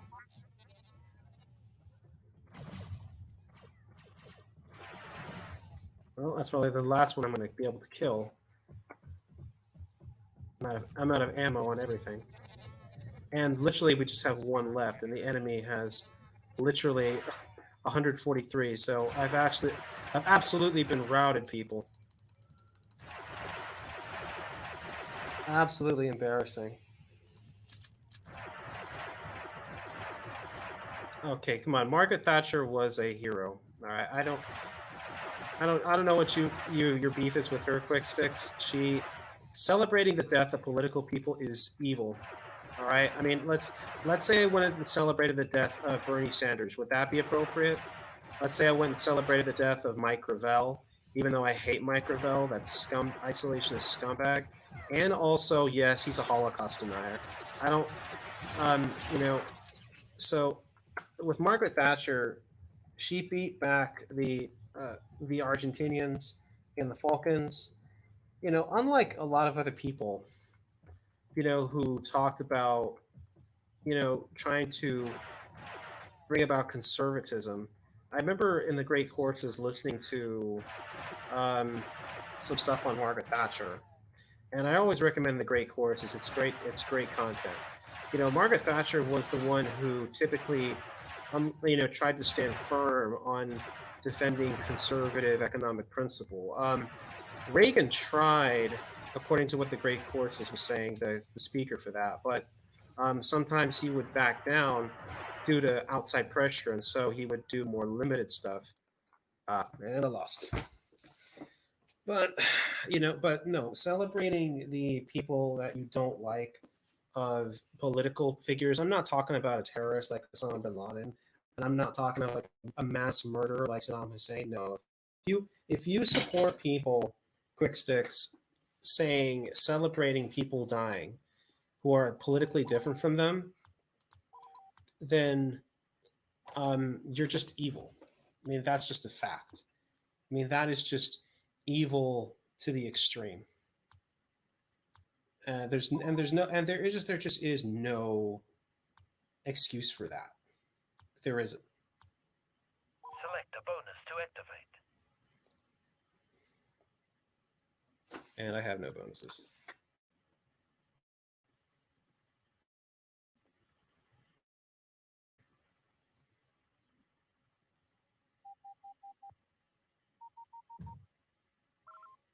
Because what you're doing is essentially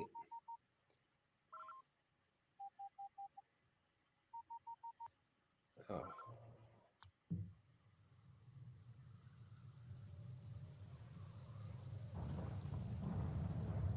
like because let's talk about that. Let's actually discuss that. So Anthony Scalia when he died, because he did not support gay marriage, people started celebrating the fact that he died and said, well, because he was not on board with gay marriage, I'm happy that he's dead. Are you serious? There are lots of people out there who have, their own personal reasons for saying, hey, I don't, believe in gay marriage, and I don't want to, and I don't want to get, and who voted, for traditional marriage. Okay, I think that gay marriage is not a problem. Because I would rather have people get married, than than essentially engage in frivolous relationships. And the thing is, if a person who's gay or bi or whatever wants to get married, I don't see that as a problem. But this is not. But that's my opinion, because I'm a member of the log cabin Republicans. I don't judge people for believing in traditional marriage and wanting to defend it. I my statement to them would be, well, I'm not trying to destroy the institution of marriage either. I just want to be able to participate in it. That would be my argument. But I don't hate people for believing in traditional marriage and defending the institution as they as long as they don't persecute anybody. And who did Scalia persecute? Nobody. And he had an opinion on it, and he said that, look, it should be left up to the states. Let the individual states decide the matter of gay marriage. If it's death bring happiness, that's fine by my books. Okay, well then, quick sticks, you're evil. Okay, you're that's just evil. Okay, that just legitimizes political violence. That's the kind of stuff that Mao would do. Okay, I just watched a documentary on Mao, the dictators, and one of the things that turned Mao on was seeing people suffer. He didn't do it himself. He wasn't the one who necessarily pulled the trigger, but he ordered people to do it, and they did, and he got a kick out of it. He was a psychopath. And what does that have to do with it? He's simple. He One of the ways in which he got power was he legitimized political violence. He legitimized the idea that, hey, political power comes through the barrel of a gun. That was one of his sayings. Political power comes through the barrel of the gun. And so in his mind, yeah, it's okay to wish death upon your political enemies, because that's the only way to get political power. It's to kill them. I mean, I'm sorry, but that is scary when it's being normalized in Western society.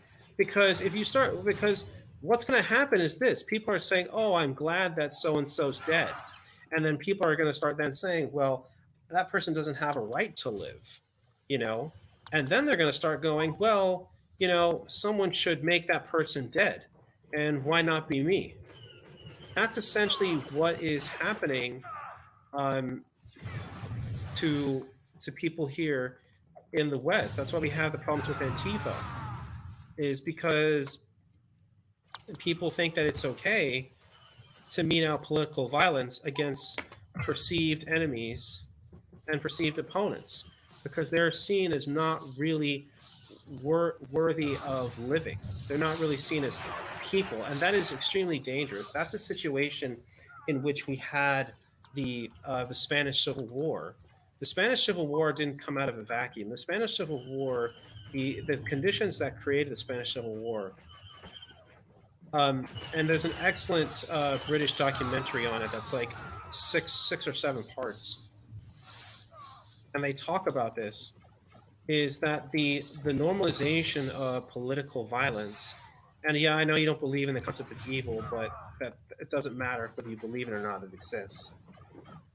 The fact of the matter is that the normalization of political violence against one's political opponents is what created the conditions for the Spanish Civil War. The idea in which you saw, okay, well, I'm not only do I hate you, I wish you were dead. Well, not only do I wish you were dead, I'm going to make you dead. Well, now that we've moved on from punching each other in the streets to fist fights, now we're going to move on to knife fights and then guns and then killing squads, which is exactly what happened in the Spanish Civil War. Okay, so let's not forget that these evils occurred because of the normalization of political violence. Okay, and that's happening today. We're seeing that occur, particularly among the left, in which they legitimize, celebrating the death or harm of their political opponents. So let's try to let's go one way. You might be able to say you cannot say it, in my opinion, because it's grotesque. But let's just say that, like, oh well, the person's dead. It's not like they're wishing that a live person died. Well, then what about Hassan Piker? Okay, in which he literally celebrated the fact that Dan Crenshaw lost his eye in while he was a veteran. People were mocking that and laughing about it. This American hero being mocked by this fifth column traitor. And yeah, that's what Hassan Piker is. He's a traitor. You know, so it's just disgusting that we've fallen into this moral decay. I blame in part atheism for it, but I and also blame the political left for it. Like the American Civil War. What do you mean by that? Because it was the Southerners who were legitimizing political violence in order to keep slavery. So whenever stuff was going on, it was the Southerners with the Confederates or pro-slavery elements that were causing the violence. That's so. Not sure what you mean by there, because the Union, the Republicans were trying to get rid of slavery through the law and abolish it, and the Confederates were sympathizers were essentially violently opposing people and beating people up for it. I'm not sure I understand your suggestion. And it looks like I'm going to lose this one too.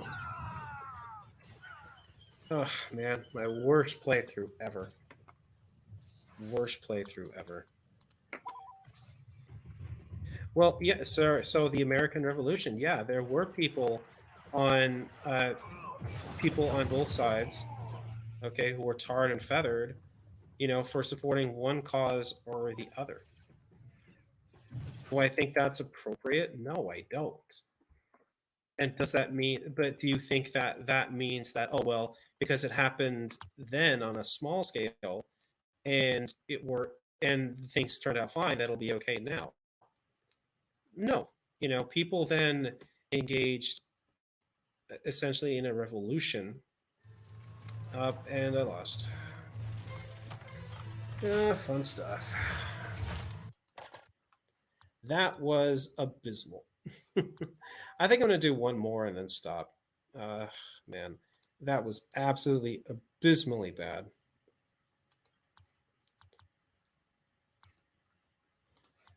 I'm going to do my favorite one. Let's do Galactic Civil War. Let's launch. I'm just going to do one more and then I'm going to end this gaming stream. So this has been actually interesting. I'll have to go back and think about this, see if I plan on doing this more often. Hopefully, the next time it will be much better than this, and I think it will. I'll have to be using a mouse to actually make this work out. So, who should I be, Rebels or Imperials?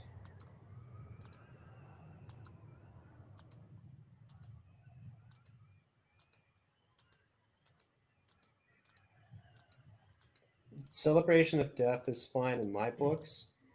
No. If you're celebrating a mass murderer dying, then that's one thing. If you're celebrating a terrorist dying who's responsible for the deaths of people like Osama bin Laden, that's okay. But if you're gonna, celebrate, Neil Gorshkitz or some Republican today, like let's say Dan Crenshaw died, okay, and people start celebrating his death tomorrow, would that be all right? No, it absolutely wouldn't. All right, since that would be absolutely abominably immoral and evil. All right, so since no one's telling me what side to choose, I'm just gonna choose one. Okay, so let's see. Let's go with the one that's losing slightly because I always like the challenge. So 182 to 180, 181 to 184.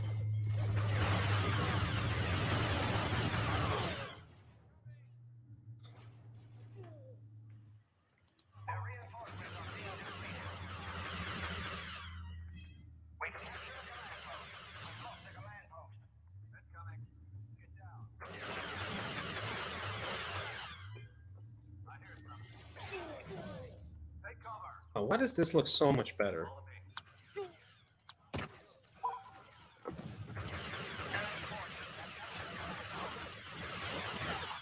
base. Man, I'm getting obliterated.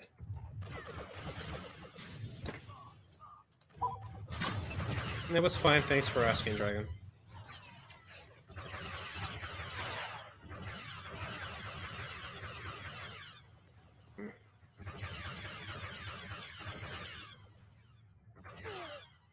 Ugh. You got me.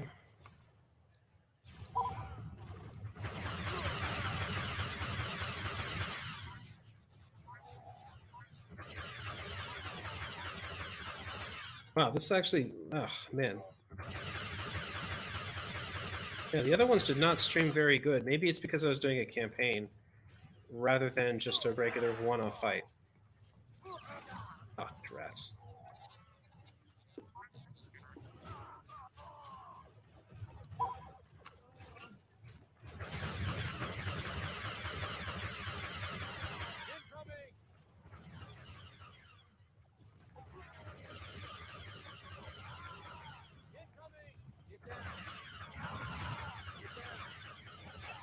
Oh man. The Star Troopers are kind of overrated, but they're shotgun blast. If they get you, then bam, you're done. It says who? It says all moral decency. That's who. You don't get to tell someone, to their face, I hope you die. You get thrown in jail for that because those are fighting words. If I were to go and tell someone, I'm going to kill you, or I hope, then you can go to prison for that. Okay. If you say to someone, someone ought to make you dead, you can actually go to jail for that. All right. So celebrating someone's dying is just as repugnant in my mind. When they haven't done anything to deserve it. Besides, they didn't like the policies that you advocated for.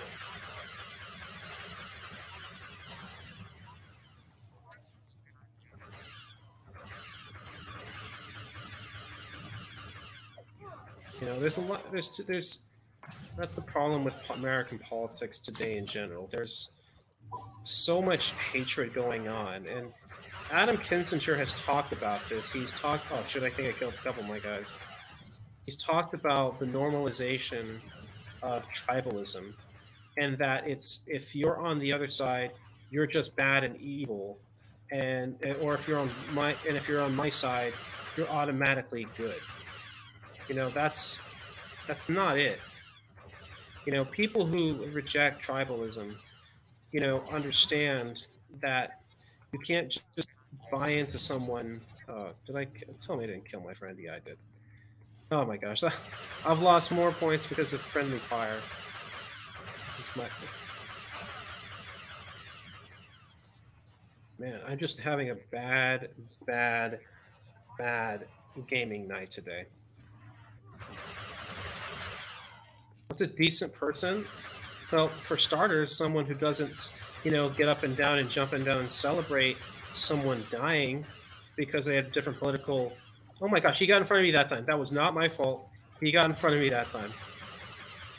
Celebrating their political opponent being harmed. Okay, let's imagine I started doing that. Okay, you know how quickly I'd be banned from this service. I don't understand why. You know, I don't understand why Twitter doesn't start banning those people, because there are lots of people like Vanilla Opinions who's done that, and he or she has done that with multiple people. I don't understand how that person still has an account. They're going to do something stupid though. Eventually, one day, it's going to get them canceled, and I'm looking forward to that day because if you act like that, oh my gosh, dang it.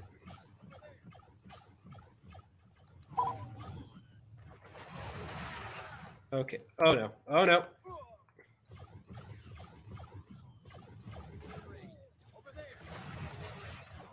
I gotta say the rebel, um, that rebel blast from like the missile launcher is devastating when it connects. Oh dang it! All right. They've essentially taken that command post. There's no point fighting for it anymore.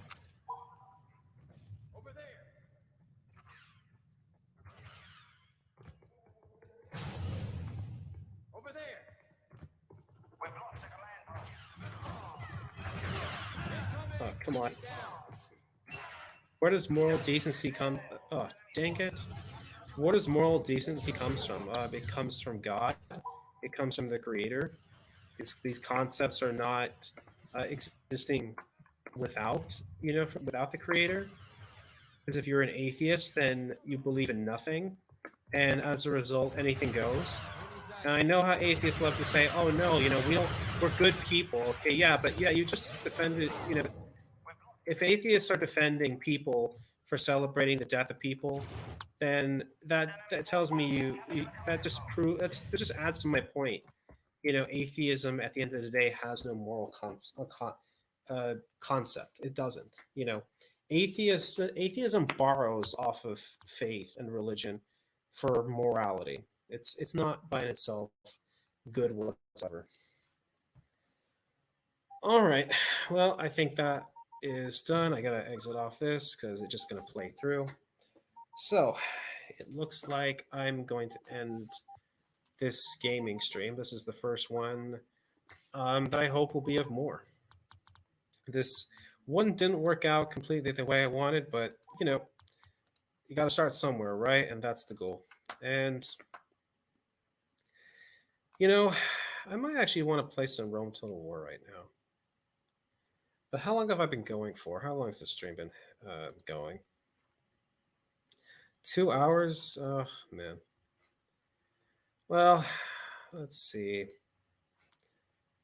Yeah, why not? Why not take a look at Rome Total War? Oh, actually, why not look at some of the comments? Yeah, blah blah blah. This at Game Station 2. Yeah, 11. Yeah, thanks. And I don't need a fear of deity to make me a good person. Well, you're not a good person if you literally think that, like you said earlier, that hey, I got no problems with, people celebrating the death of someone they don't like. By definition, that does not make you a good person. All right. I'll actually do a little Rome Total War right now. I like this game.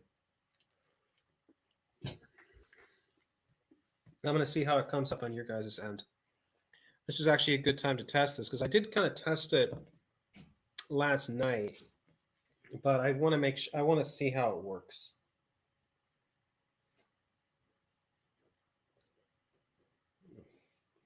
Okay, so it looks like it's coming up on your guys' screen because I'm watching on using my phone to watch this on YouTube to kind of test it.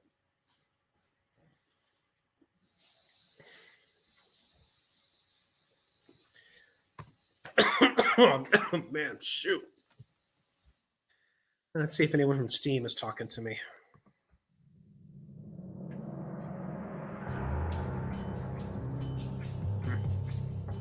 Not right now.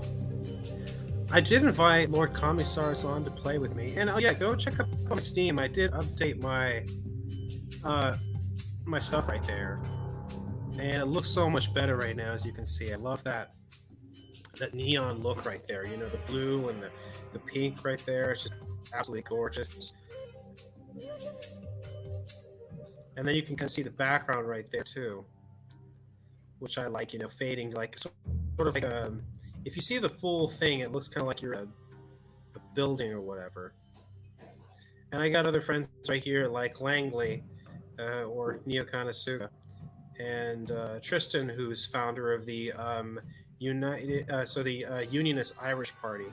And I'm a big fan of the Unionist Irish Party. It's really hopefully we'll get to see them do some great work in the Republic of Ireland in getting essentially Ireland reunited with Great Britain. I mean he's got a lot of work to do, but I'm glad on some of his people have been recently paying attention to him. He's gotten some interviews recently, and people are looking at his content and paying attention. There's like interest going on, so I'm really happy to see that because means that people are looking into it.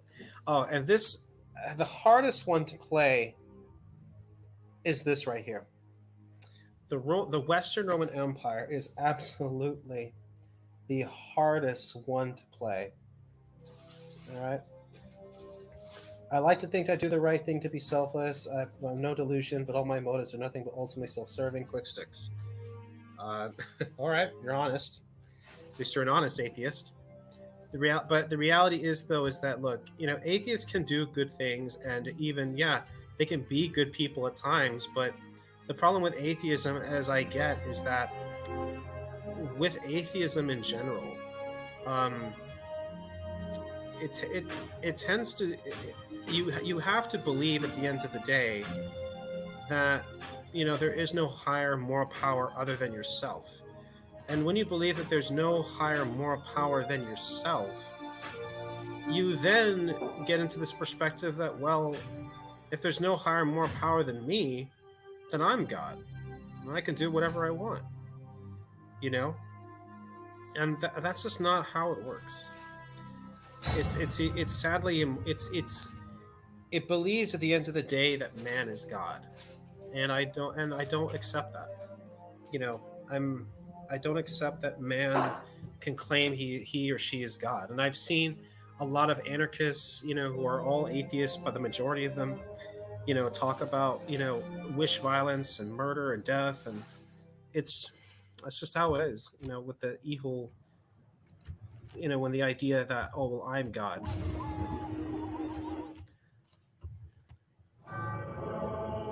Yeah, trust me, in this game, playing the Western Roman Empire is probably the hardest to do because, as you can see, the Western Roman Empire, um, and I would love to play Rome Total War 2. You literally have an empire that is literally just holding apart, by just barely. As you can see, most of your settlements are unhappy. You have a lot of settlements that need a lot of stuff going on, and you don't have the money for it. You've got a lot, as you can see, settlements that are literally like essentially right there 5% public order. Your empire is literally at the seams, like cracking. And this is the first turn is the most important in this game because you've got to make some really important decisions about what you're going to do.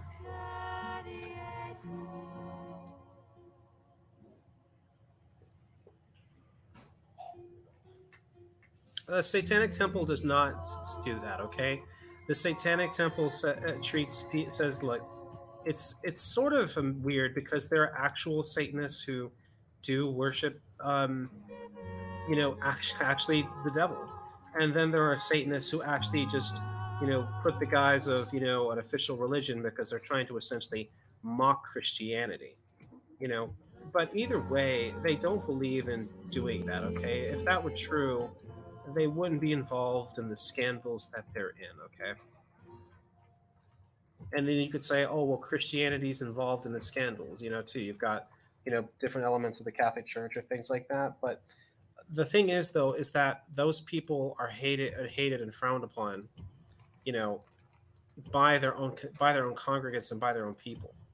It's not the same because, again, in Christianity, you at least have a system where people say that, look, there is a higher moral authority, and there is a right and a wrong. In Satanism, atheism, it is I'm the authority, I am God, and therefore I can decide what is right or wrong. This is on Adams. This is on very hard all the way.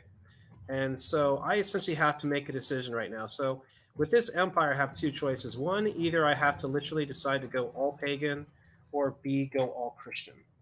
And that's the difficult part right here because I've tried mixing in prior campaigns um, the different religions together, like trying to get them by regions, but it's extremely difficult.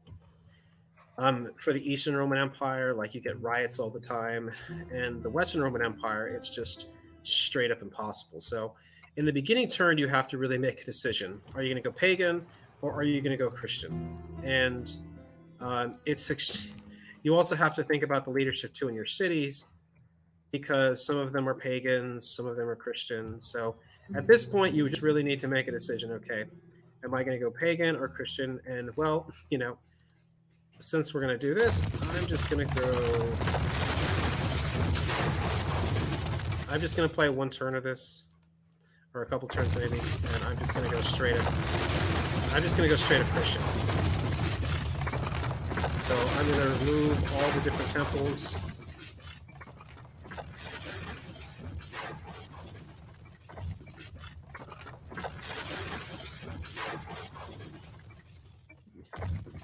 Yeah. I probably should turn the sound off for that because that can get annoying.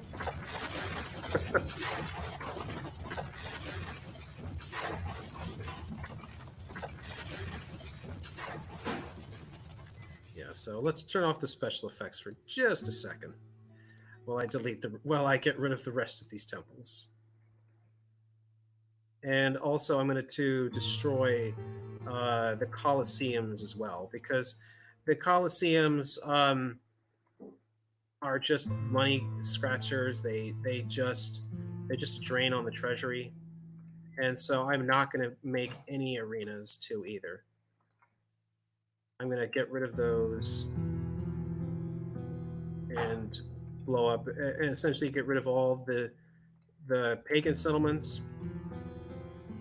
and get rid of also all the arenas, including the Colosseum over in Rome, because it's just a money breaker, and my empire is going to go broke and bankrupt really soon. So I've got to essentially get rid of anything I can afford to, and my empire pretty much is in the next turn is going to go to civil war, because it's the pagans versus the Christians, and not only that, just unhappy settlements. So with you're playing the Western Roman Empire, it's a very difficult playthrough because you're essentially on the back foot. You're on the back foot. Okay, and so now that I've got rid of all the buildings I want, now we can go. Oops. Now we'll go back to audio.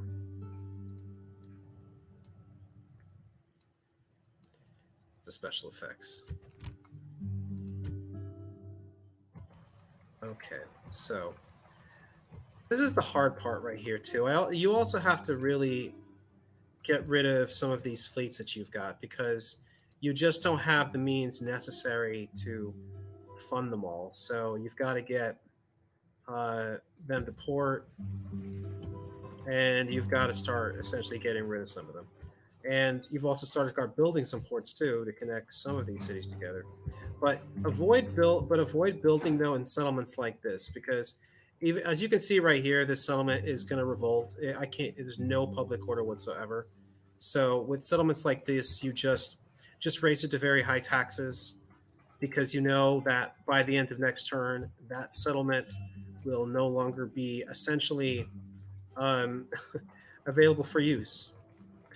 Some of these ones right here, you need to try and save. Um, it's going to be very difficult though too. Um, but I'm going to build a road.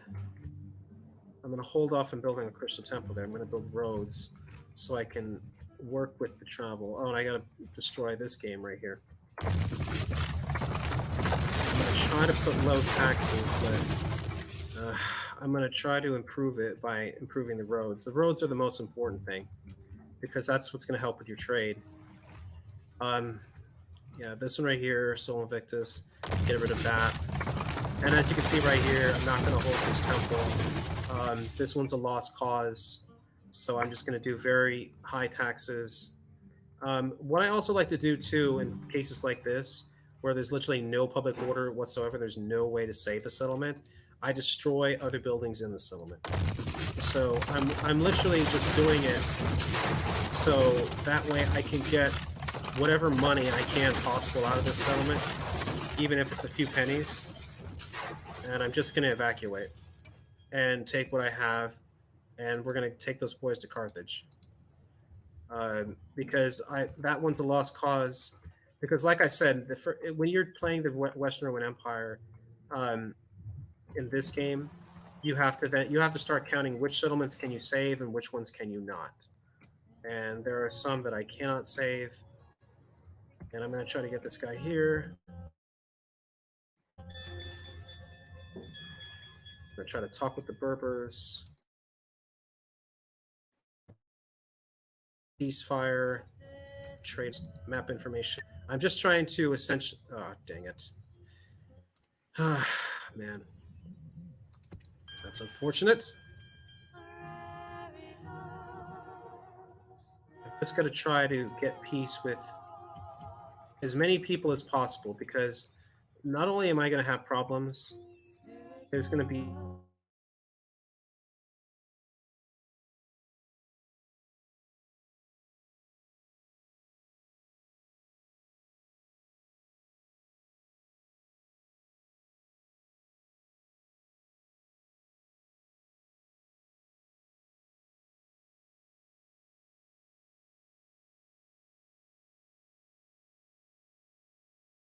uh,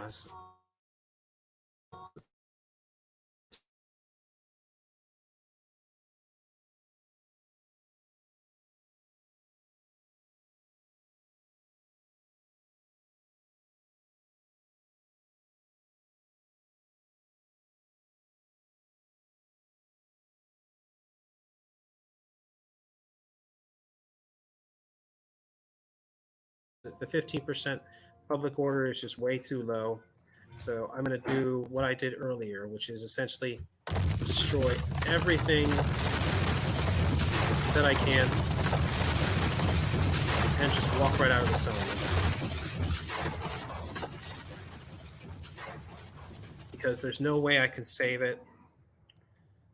So I'm going to try to, so I'm essentially trying to just consolidate everything that I've got into specific regions that I know I can hold, that I know I can keep. And this one's going to revolt soon, so I'm going to have a spy waiting to go into that city once it revolts. And this one's going to be lost too. Yeah, there's just no way to hold that one at 35. So I'm going to do the same right here. Put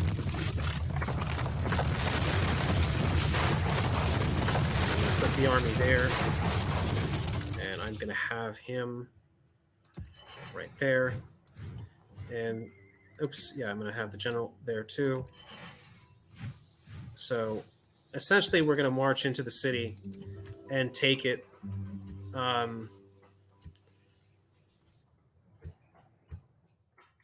Once the enemy do what they do, which is essentially they're going to revolt.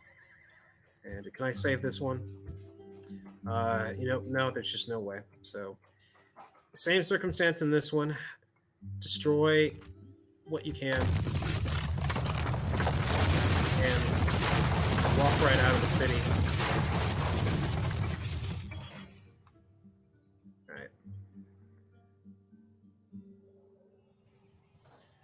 Because there's so much. Essentially, like I said, the longest turn I think is the first one, because your empire is literally going to fall apart. Oh man, I don't know if this one can be held. It's going to be close, but if I can put a church there, let me see what happens if I move him.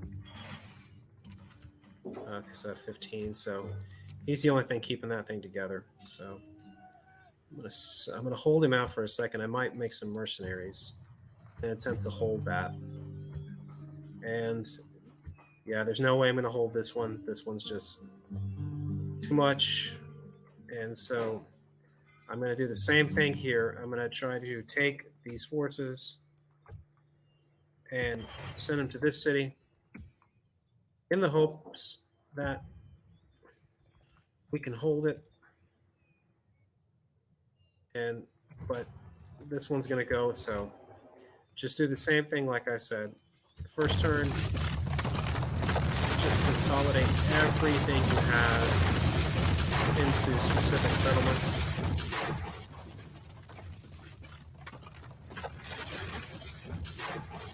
And just destroy the rest. Huh, I can't believe I messed up.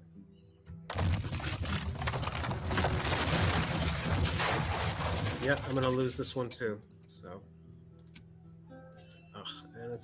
and that's a bummer because, but that, dang it.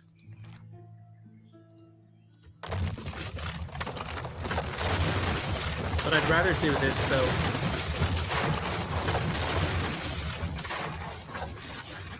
I'd rather do this than lose them all entirely.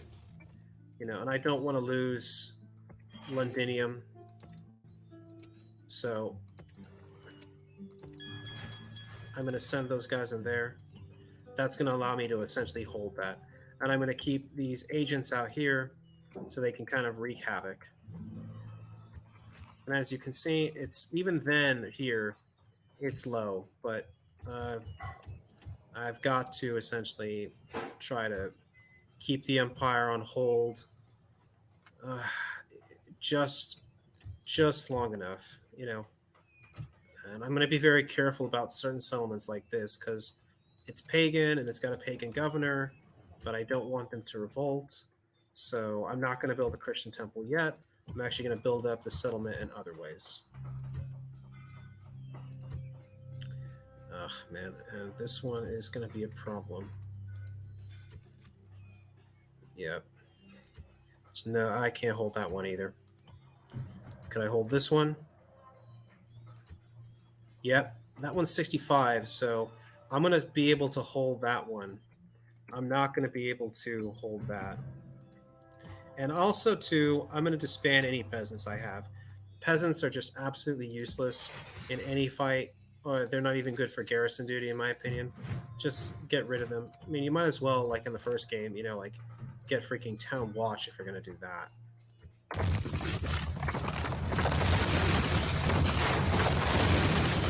And literally, next turn is going to be like a civil war, I'm telling you. But it's important I get this.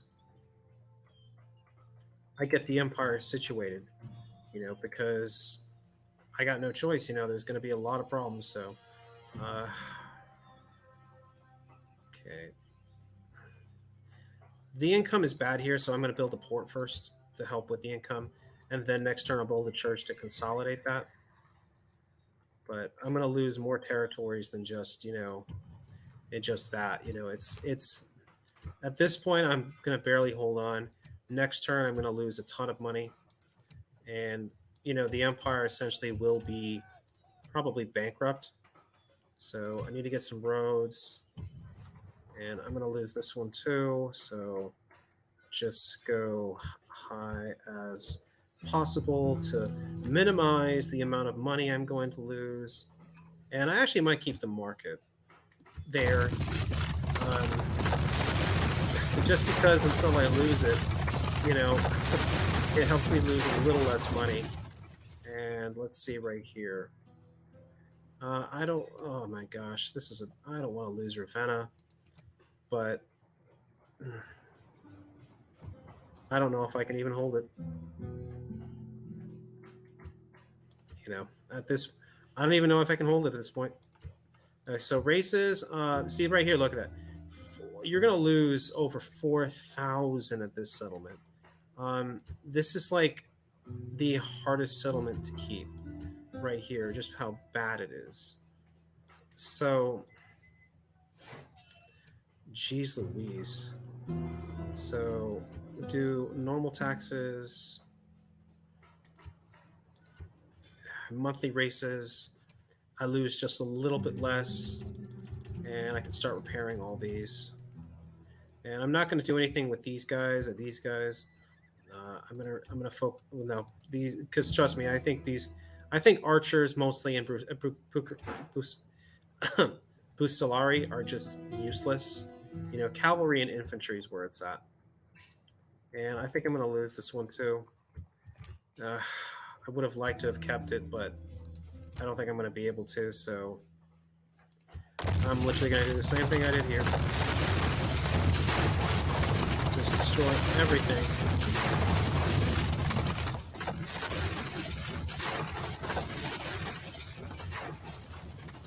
And then just walk right out.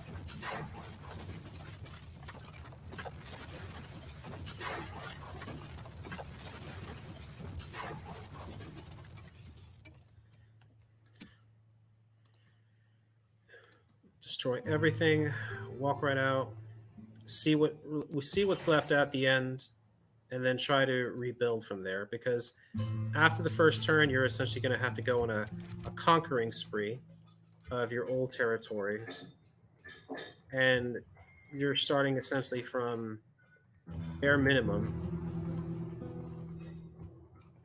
Yeah, and I'm going to lose that one, so I'm going to get my troops out of there because I don't want to lose them.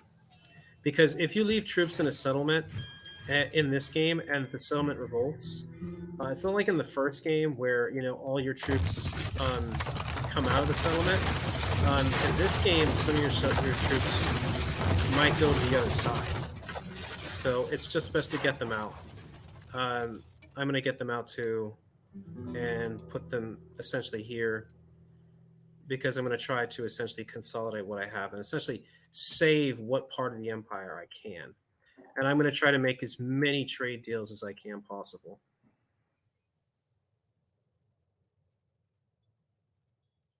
So let's see. I definitely have to try to keep the barbarians at bay. That's one of the biggest issues in this game because the barbarian tribes right to the north, they will attack, and their attacks are devastating. And this one I might just be able to hold. I'm going to build some troops here so I can try to keep this one. I might need some mercenaries though. All right, I'm going to build the sewers to help with cleanliness. That will help reduce public disorder. We see if Corentum can be held. No, it cannot. So I'm going to do the same thing here. Destroy what I can.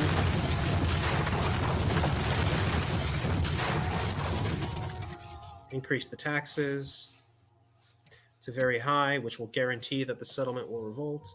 So that way I don't have to deal with it later. And let's see if the cavalry in here will help swing it over. Nah, I just need a few more.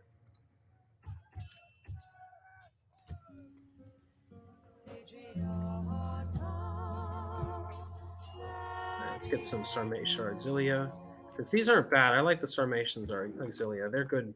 They're a pretty good cavalry unit. Right.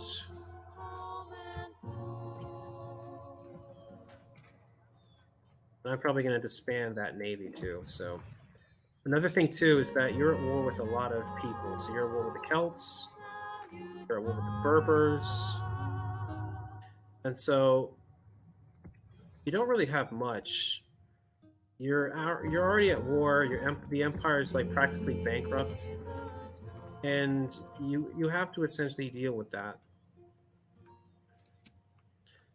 So come on, move a little farther. Can they get in? Oh, no, they just barely don't. All right, so I'm going to try to hire one unit of mercenaries. Okay, so that puts it just in the blue. So that's exactly what I need. I want the settlements at least in the blue, knowing that if they're at least in the blue, I can hold them. All right, so this one's very pagan. We have a Christian governor, we have a pagan governor. So I'm just going to focus on building the trade to prevent that settlement from going to the other side. Okay, this one I think is largely pagan too. Yeah, so I'm not going to build the Christian church yet because that will cause problems. So I'm just going to build a port to help with the trade. So, because some of the settlements that are going to revolt are are are pretty much all pagan, and I might keep a few that are pagan majority, but I'm not going to put churches yet because that would cause disorder very much in the beginning, and I don't want that.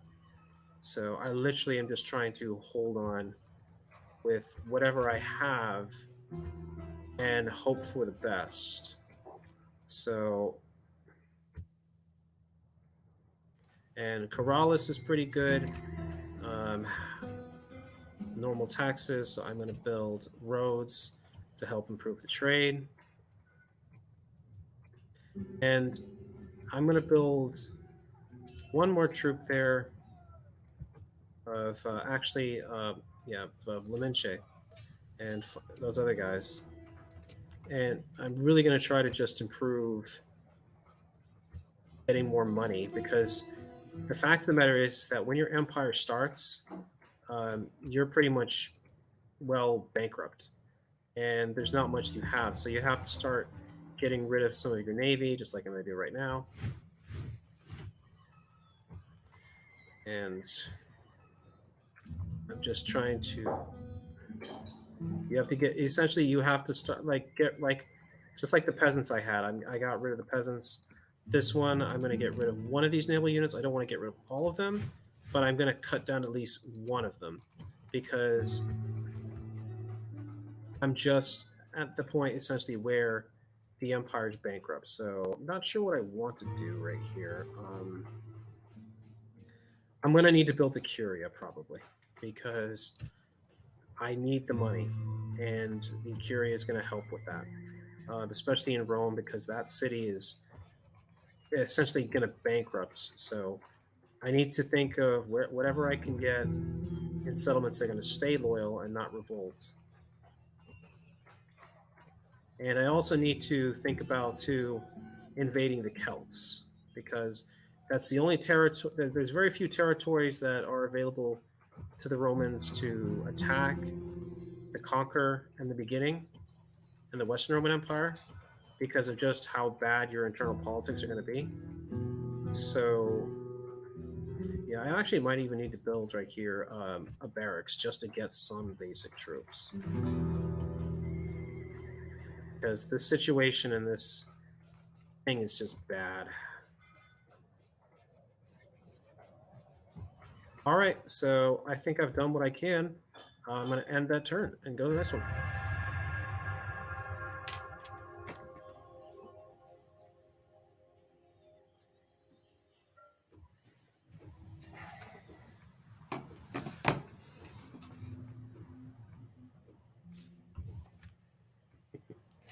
All right, so as you can see, there is civil disorder everywhere.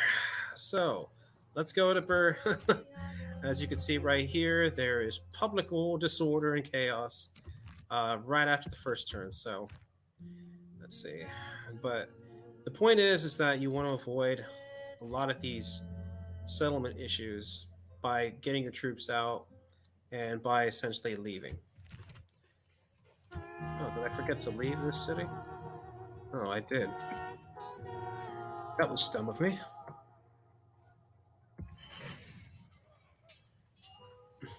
Someone should have pointed that out.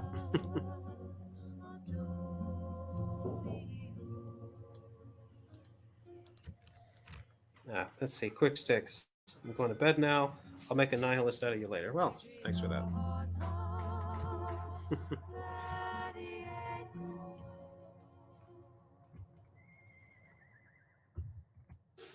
Yeah, so as you can see, the Empire is in dire straits. It's not. It's not going to hold. It's going to break apart pretty soon. So I'm going to try to make peace where I can, if it's possible. However, it's not going to work for everyone. So at this point, I'm going to go to the Franks, and where I hope I can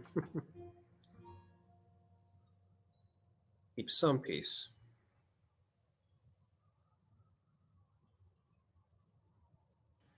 And I'm going to send these guys north.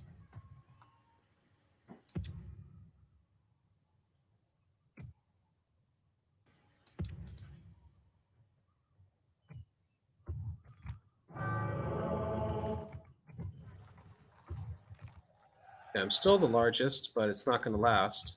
And my empire's going to fall apart. Trust me, I'll tell you. Ever play any verses? Well, I wanted to do a verses, but person that I asked to come on with me tonight to do a verses, he said I'll, another time. So sadly, unfortunately, that didn't work out like I wanted. Because I don't mind doing a verses. I would love to do a verses. It's just, and look right there. I told you right there. See, I'm bankrupt already after the first turn. So that's the problem right there. Is that you're going to be bankrupt, and so that's why you have to just get what you need immediately, because you're going to lose a lot of it. Because the Western Roman Empire, like I said, just goes bankrupt very quickly. So pay for what you want in the beginning stages, because you're going to lose a lot of it, and I'm going to lose a lot of this too, which is sad. But I'm going to get rid of these peasants right here, because peasants are useless. And I'm going to attack this army right here. Oh, drats, I can't attack them. Wait, why not? Okay, it's because of those troops from Metallonium came in.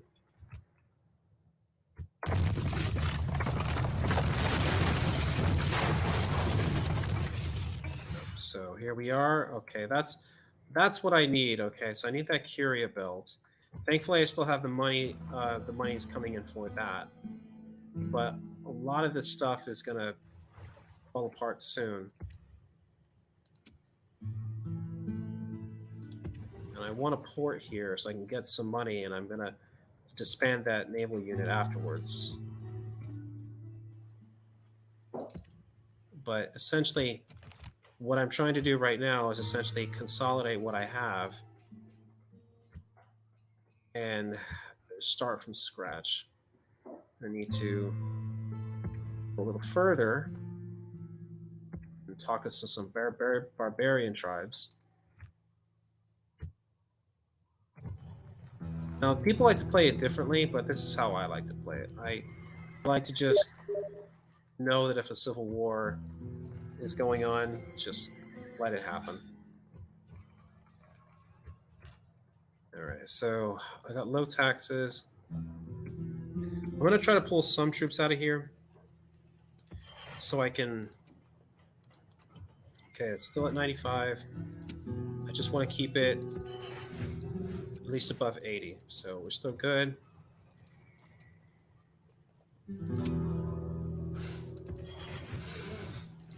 Okay, so we're still good.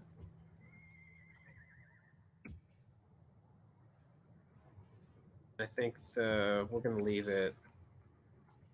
One more. Nope. Don't want to keep it. Don't want it that. Don't want it that low. So send one of you back, and I'm going to send the rest up north to Ibaracum, because next turn we're going to try to invade the Celts over there, because it's really the only thing, one of the few things I can do. I mean, essentially at this point, like I said, the Roman Empire is going to fall apart, and I'm simply trying to consolidate anything I have left.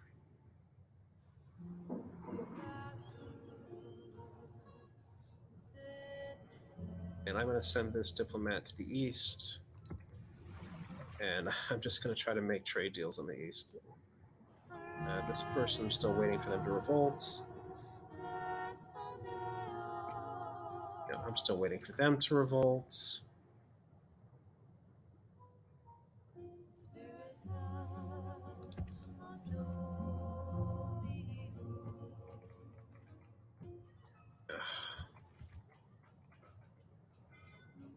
That's low taxes here, even though there's like nothing there. That's the problem with this settlement, these settlements, is that there's just nothing financially keeping them afloat.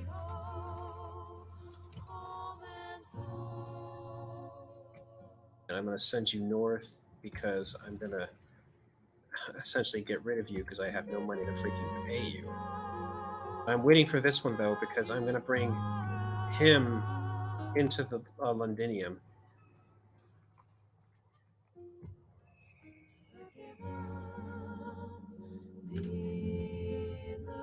And I'm bringing them to Carthage.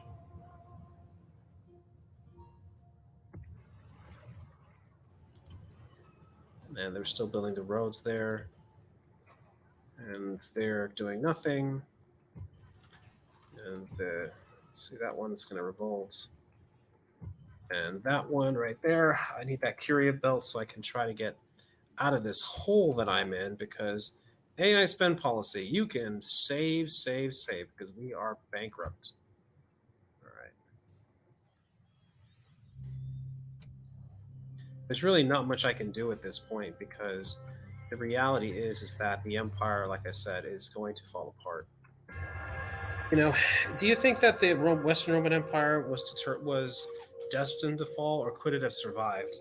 I read a book on that one, said that it could have survived.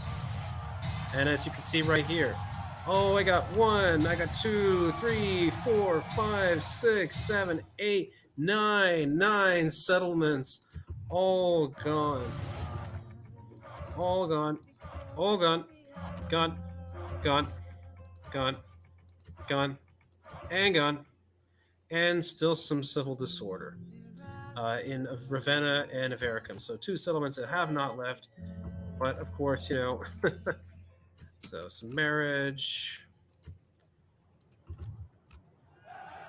And now the Eastern Roman Empire has the largest empire. Well, go figure, because I just lost all these different settlements.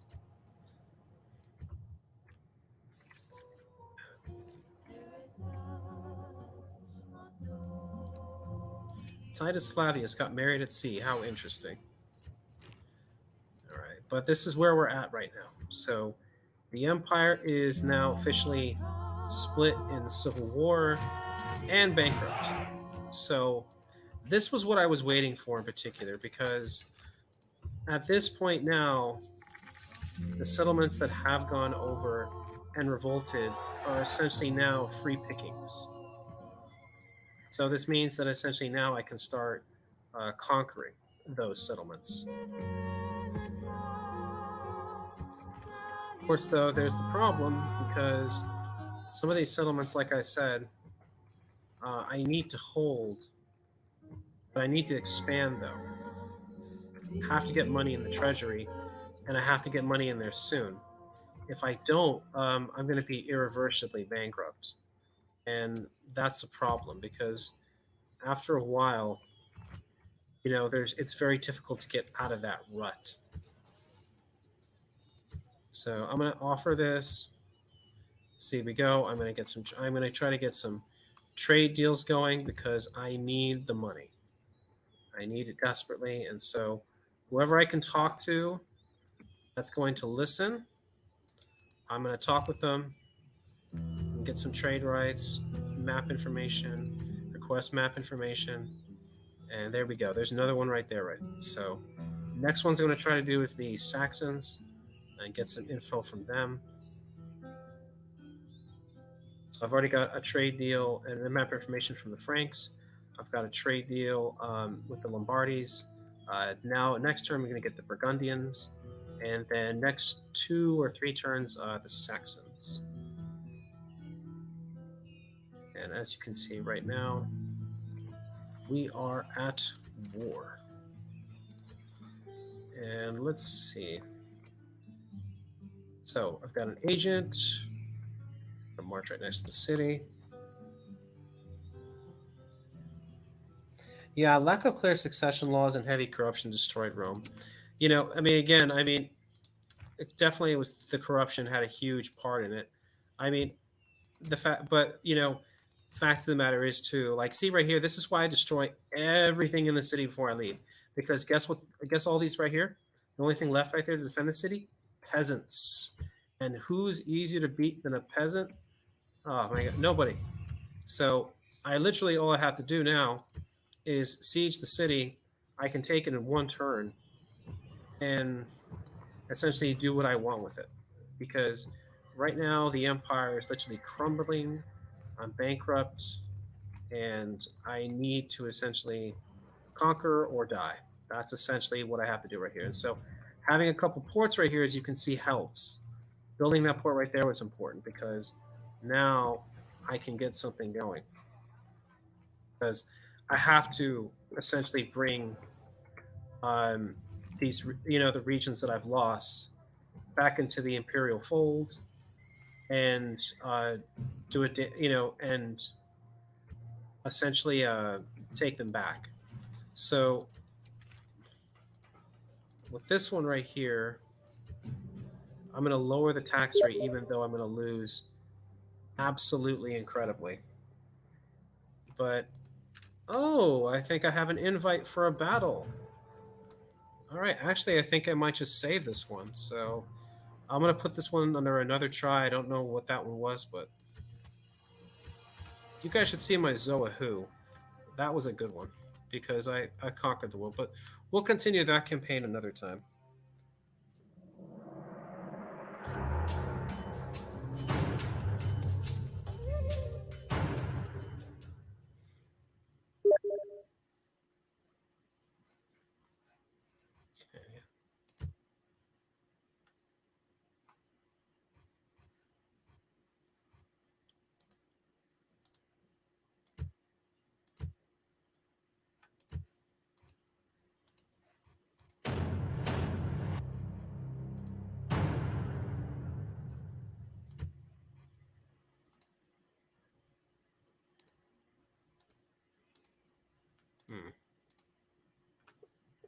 So Lord Commissars tells me that he's in, but still waiting for him.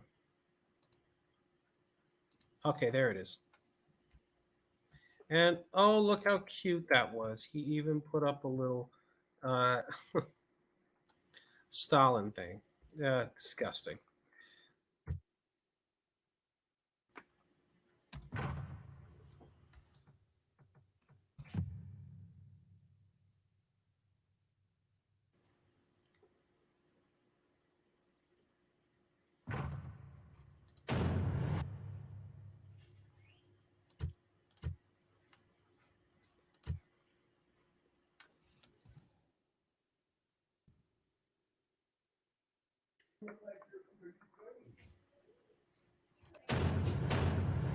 Hmm.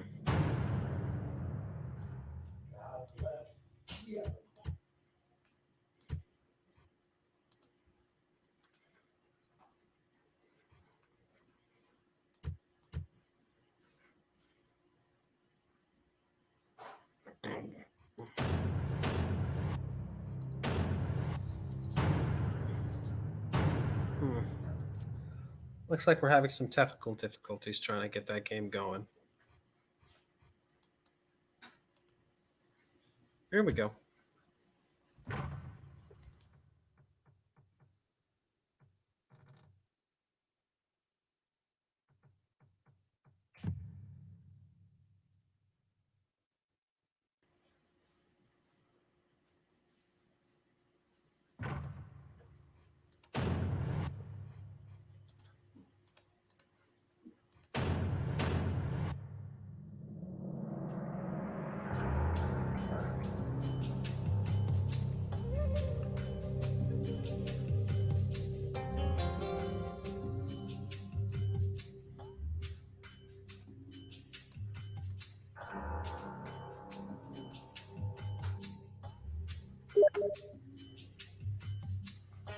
Hans. Okay.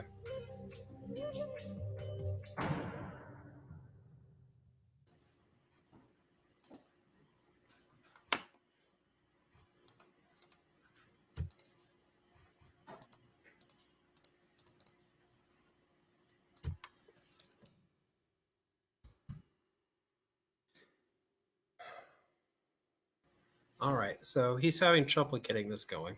So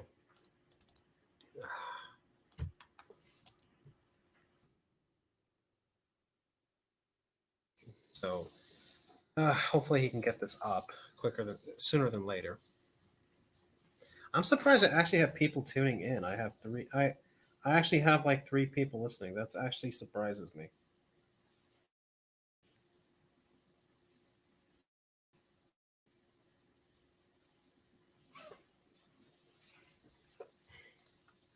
Okay, so here we go. I'm going to try to enter that and code Hans and crossing fingers. Let's hope this works. And beautiful. All right. Now, who am I going to be? Trust me, knowing Lord Commissars, who is family, he's going to choose something that he thinks is going to match perfectly with the other side because I know my family. My family loves to do that. So that's how they do it. So, I just kind of have to adapt to it. But but hold on a second.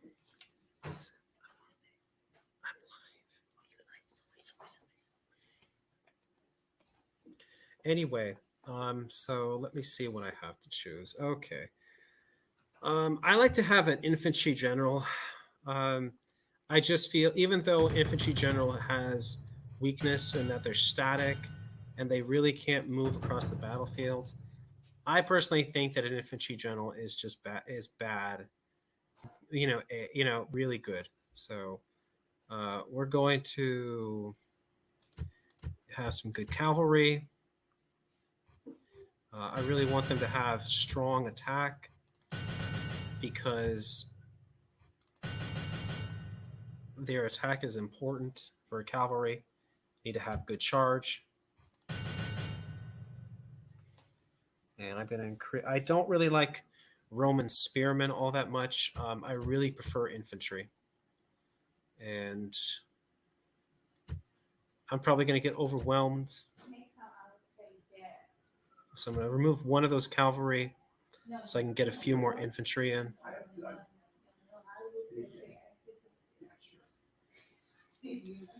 I just am not a fan of Scutari. They can hide anywhere, but they're really just average, infantry. Comistantes are, in my opinion, the best because they are just strong infantry.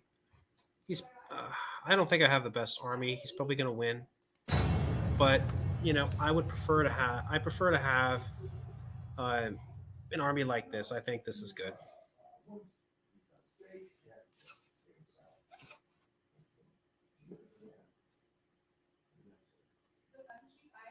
And I'm going to let him know that I'm ready.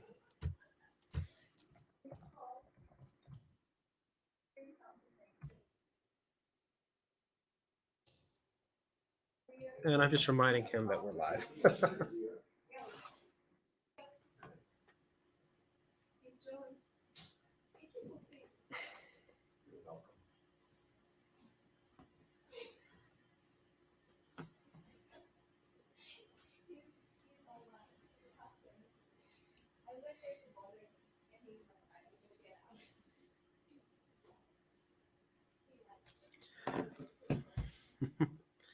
So I told him to get ready, hurry up. So perfect. He chose his army. So now we're gonna have to do setup. So that is the fun stuff. Varus, give me back my legions after the defeated annihilation of Varus's column in the Teutoburg Forest. Oh man, that was a bad. They did this show Time Commanders in which like four reverends replayed that battle using this technology, and they actually won. So, kind of shows you, makes you think what would have happened if Varus had won the battle. or at least it survived it.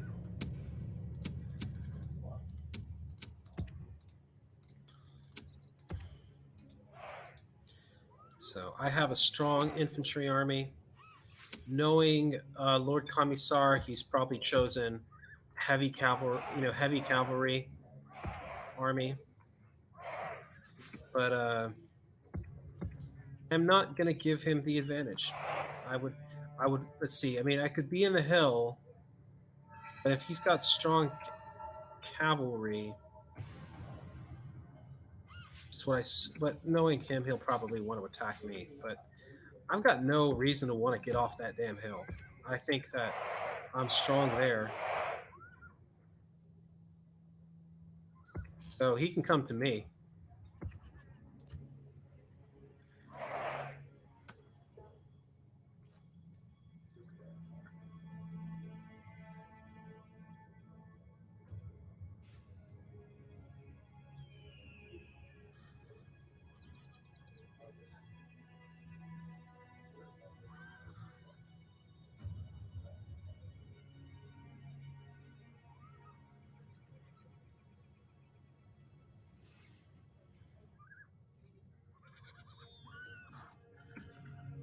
So there's me right there, waiting for the battle to begin. This is probably my best unit right there. As you can see, 33 armor, 16 attack, sword, 17 missile. Which is different compared to these. Oh shoot! Wait, the game started. Okay, now I get it. Okay, so now here he is. I've got no reason to literally march where he is. I really don't. So simple. I'm not going to. Just going to adjust my position.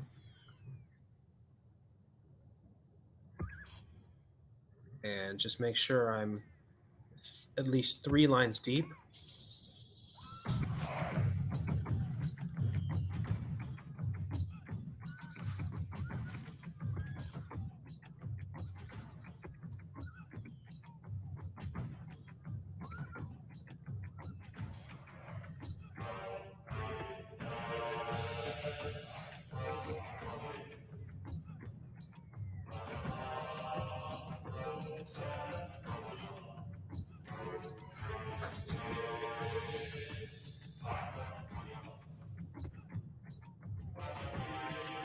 Okay, so he's moving in.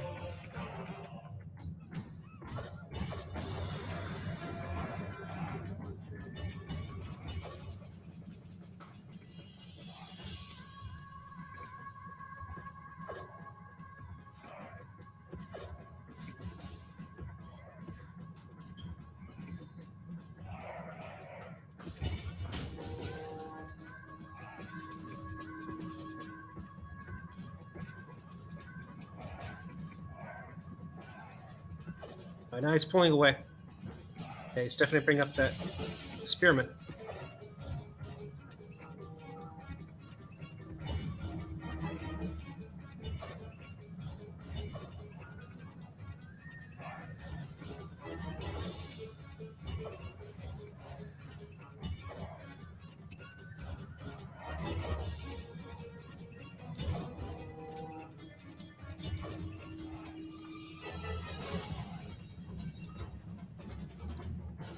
Okay, so he's flaying. I've got him. I've got him where I want him. I've got most of his units trapped. He's got some reserves, but I think now I should start throwing my units in. I think they've got him.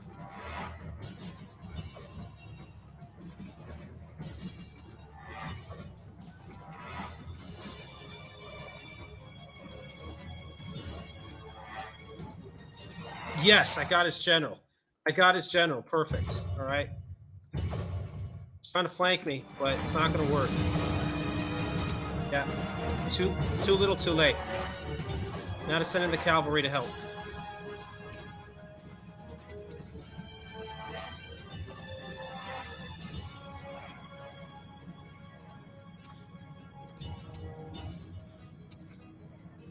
Okay, perfect. Yeah, he's on the run.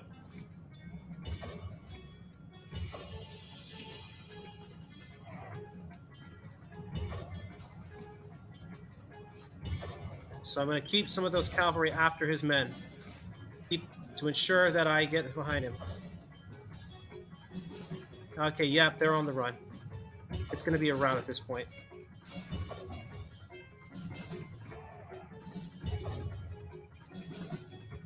It's a rout. There's no way these guys can hold out at this point. Yep, they're gone. Perfect.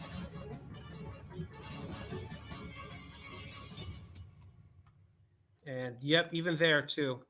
He tried and they just didn't make it. Yeah, this is a rout right now. I've got the enemy on the run. Yes! Win! Boom! Yeah, I'm going to save that battle replay. Thank you very much. I'm going to do LOL. I'm going to do, to celebrate my first victory on my stream, I'm going to do Neocon Action 1 and save this replay as Neocon Action 1. So, heroic victory. I won 638 kills. He had 243. I had 518 men remaining. He had 111. And boom. Oh, man, this is just absolutely gorgeous. Oh, man. Can't. Oh, dang it. Oh, this is just gorgeous. So, I'm going to save that replay. So, Lord Commissars, I'm going to send him a little message if I can. Oh, man, I still haven't figured this thing out completely. But it was a lovely win. So I'm just going to say Neocon action, baby.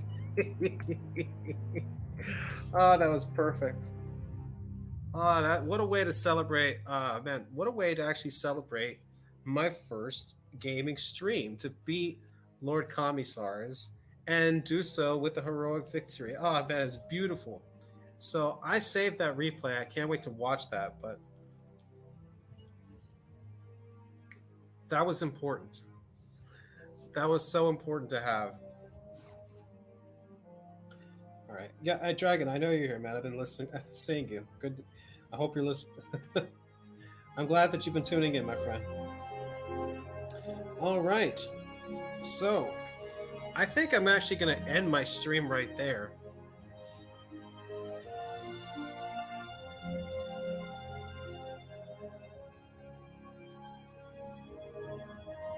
So, yep, looks like I win, and I just love that music.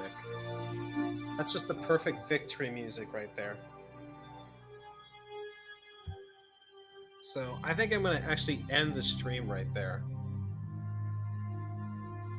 and get back to the main screen. Because what better way to end essentially this long stream that I had than, well, essentially by winning. I mean, I can't believe how long I've gone. It's been a long time. Wow, 3 hours. And I actually had people listening in on this stream. I'm actually very surprised that I actually did have people.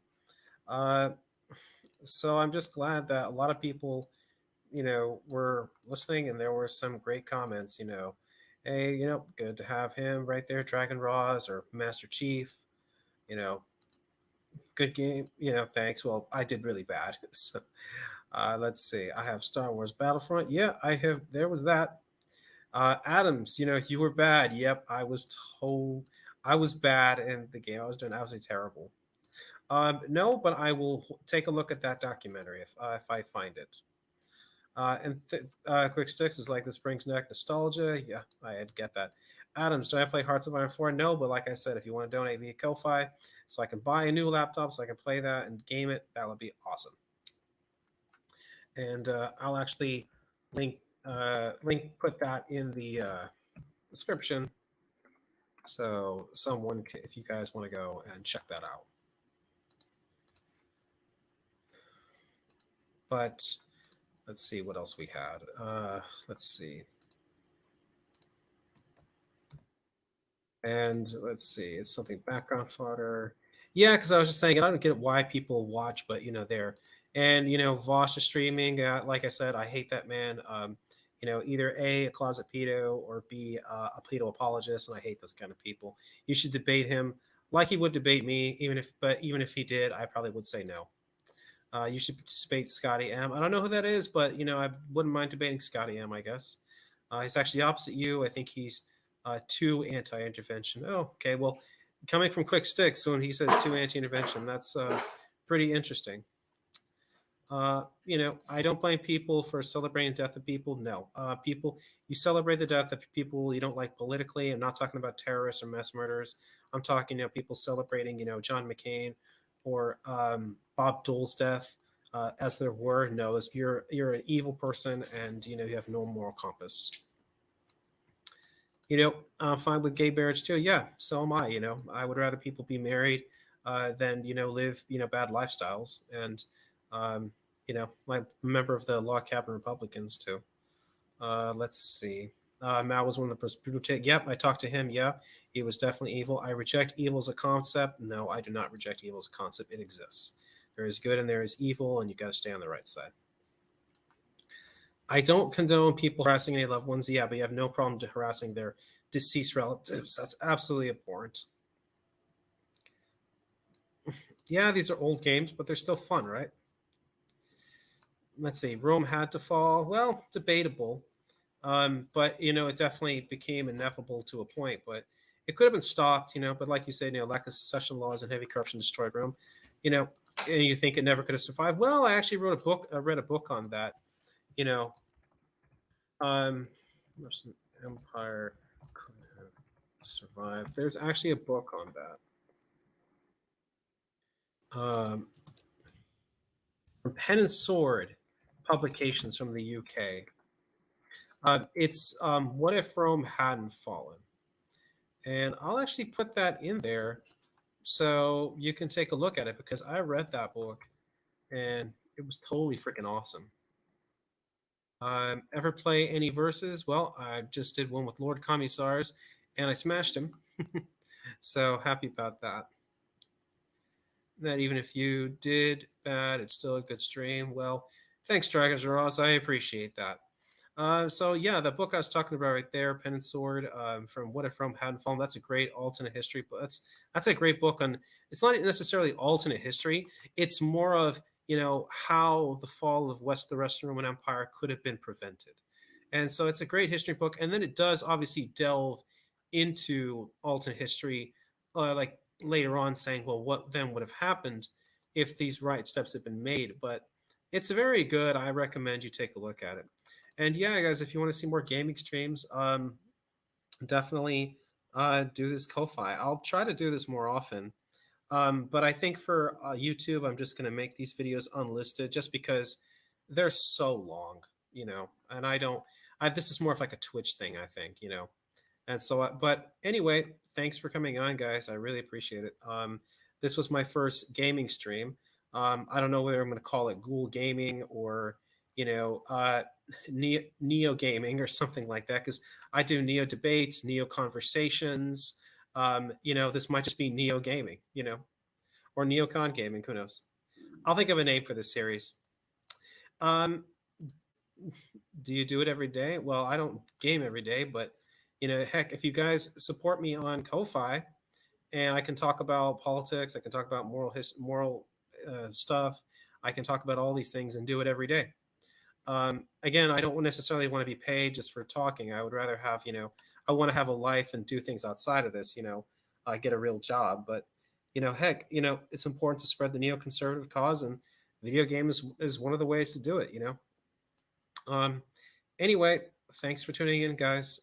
You all have a good one, and I'll see you on the next time.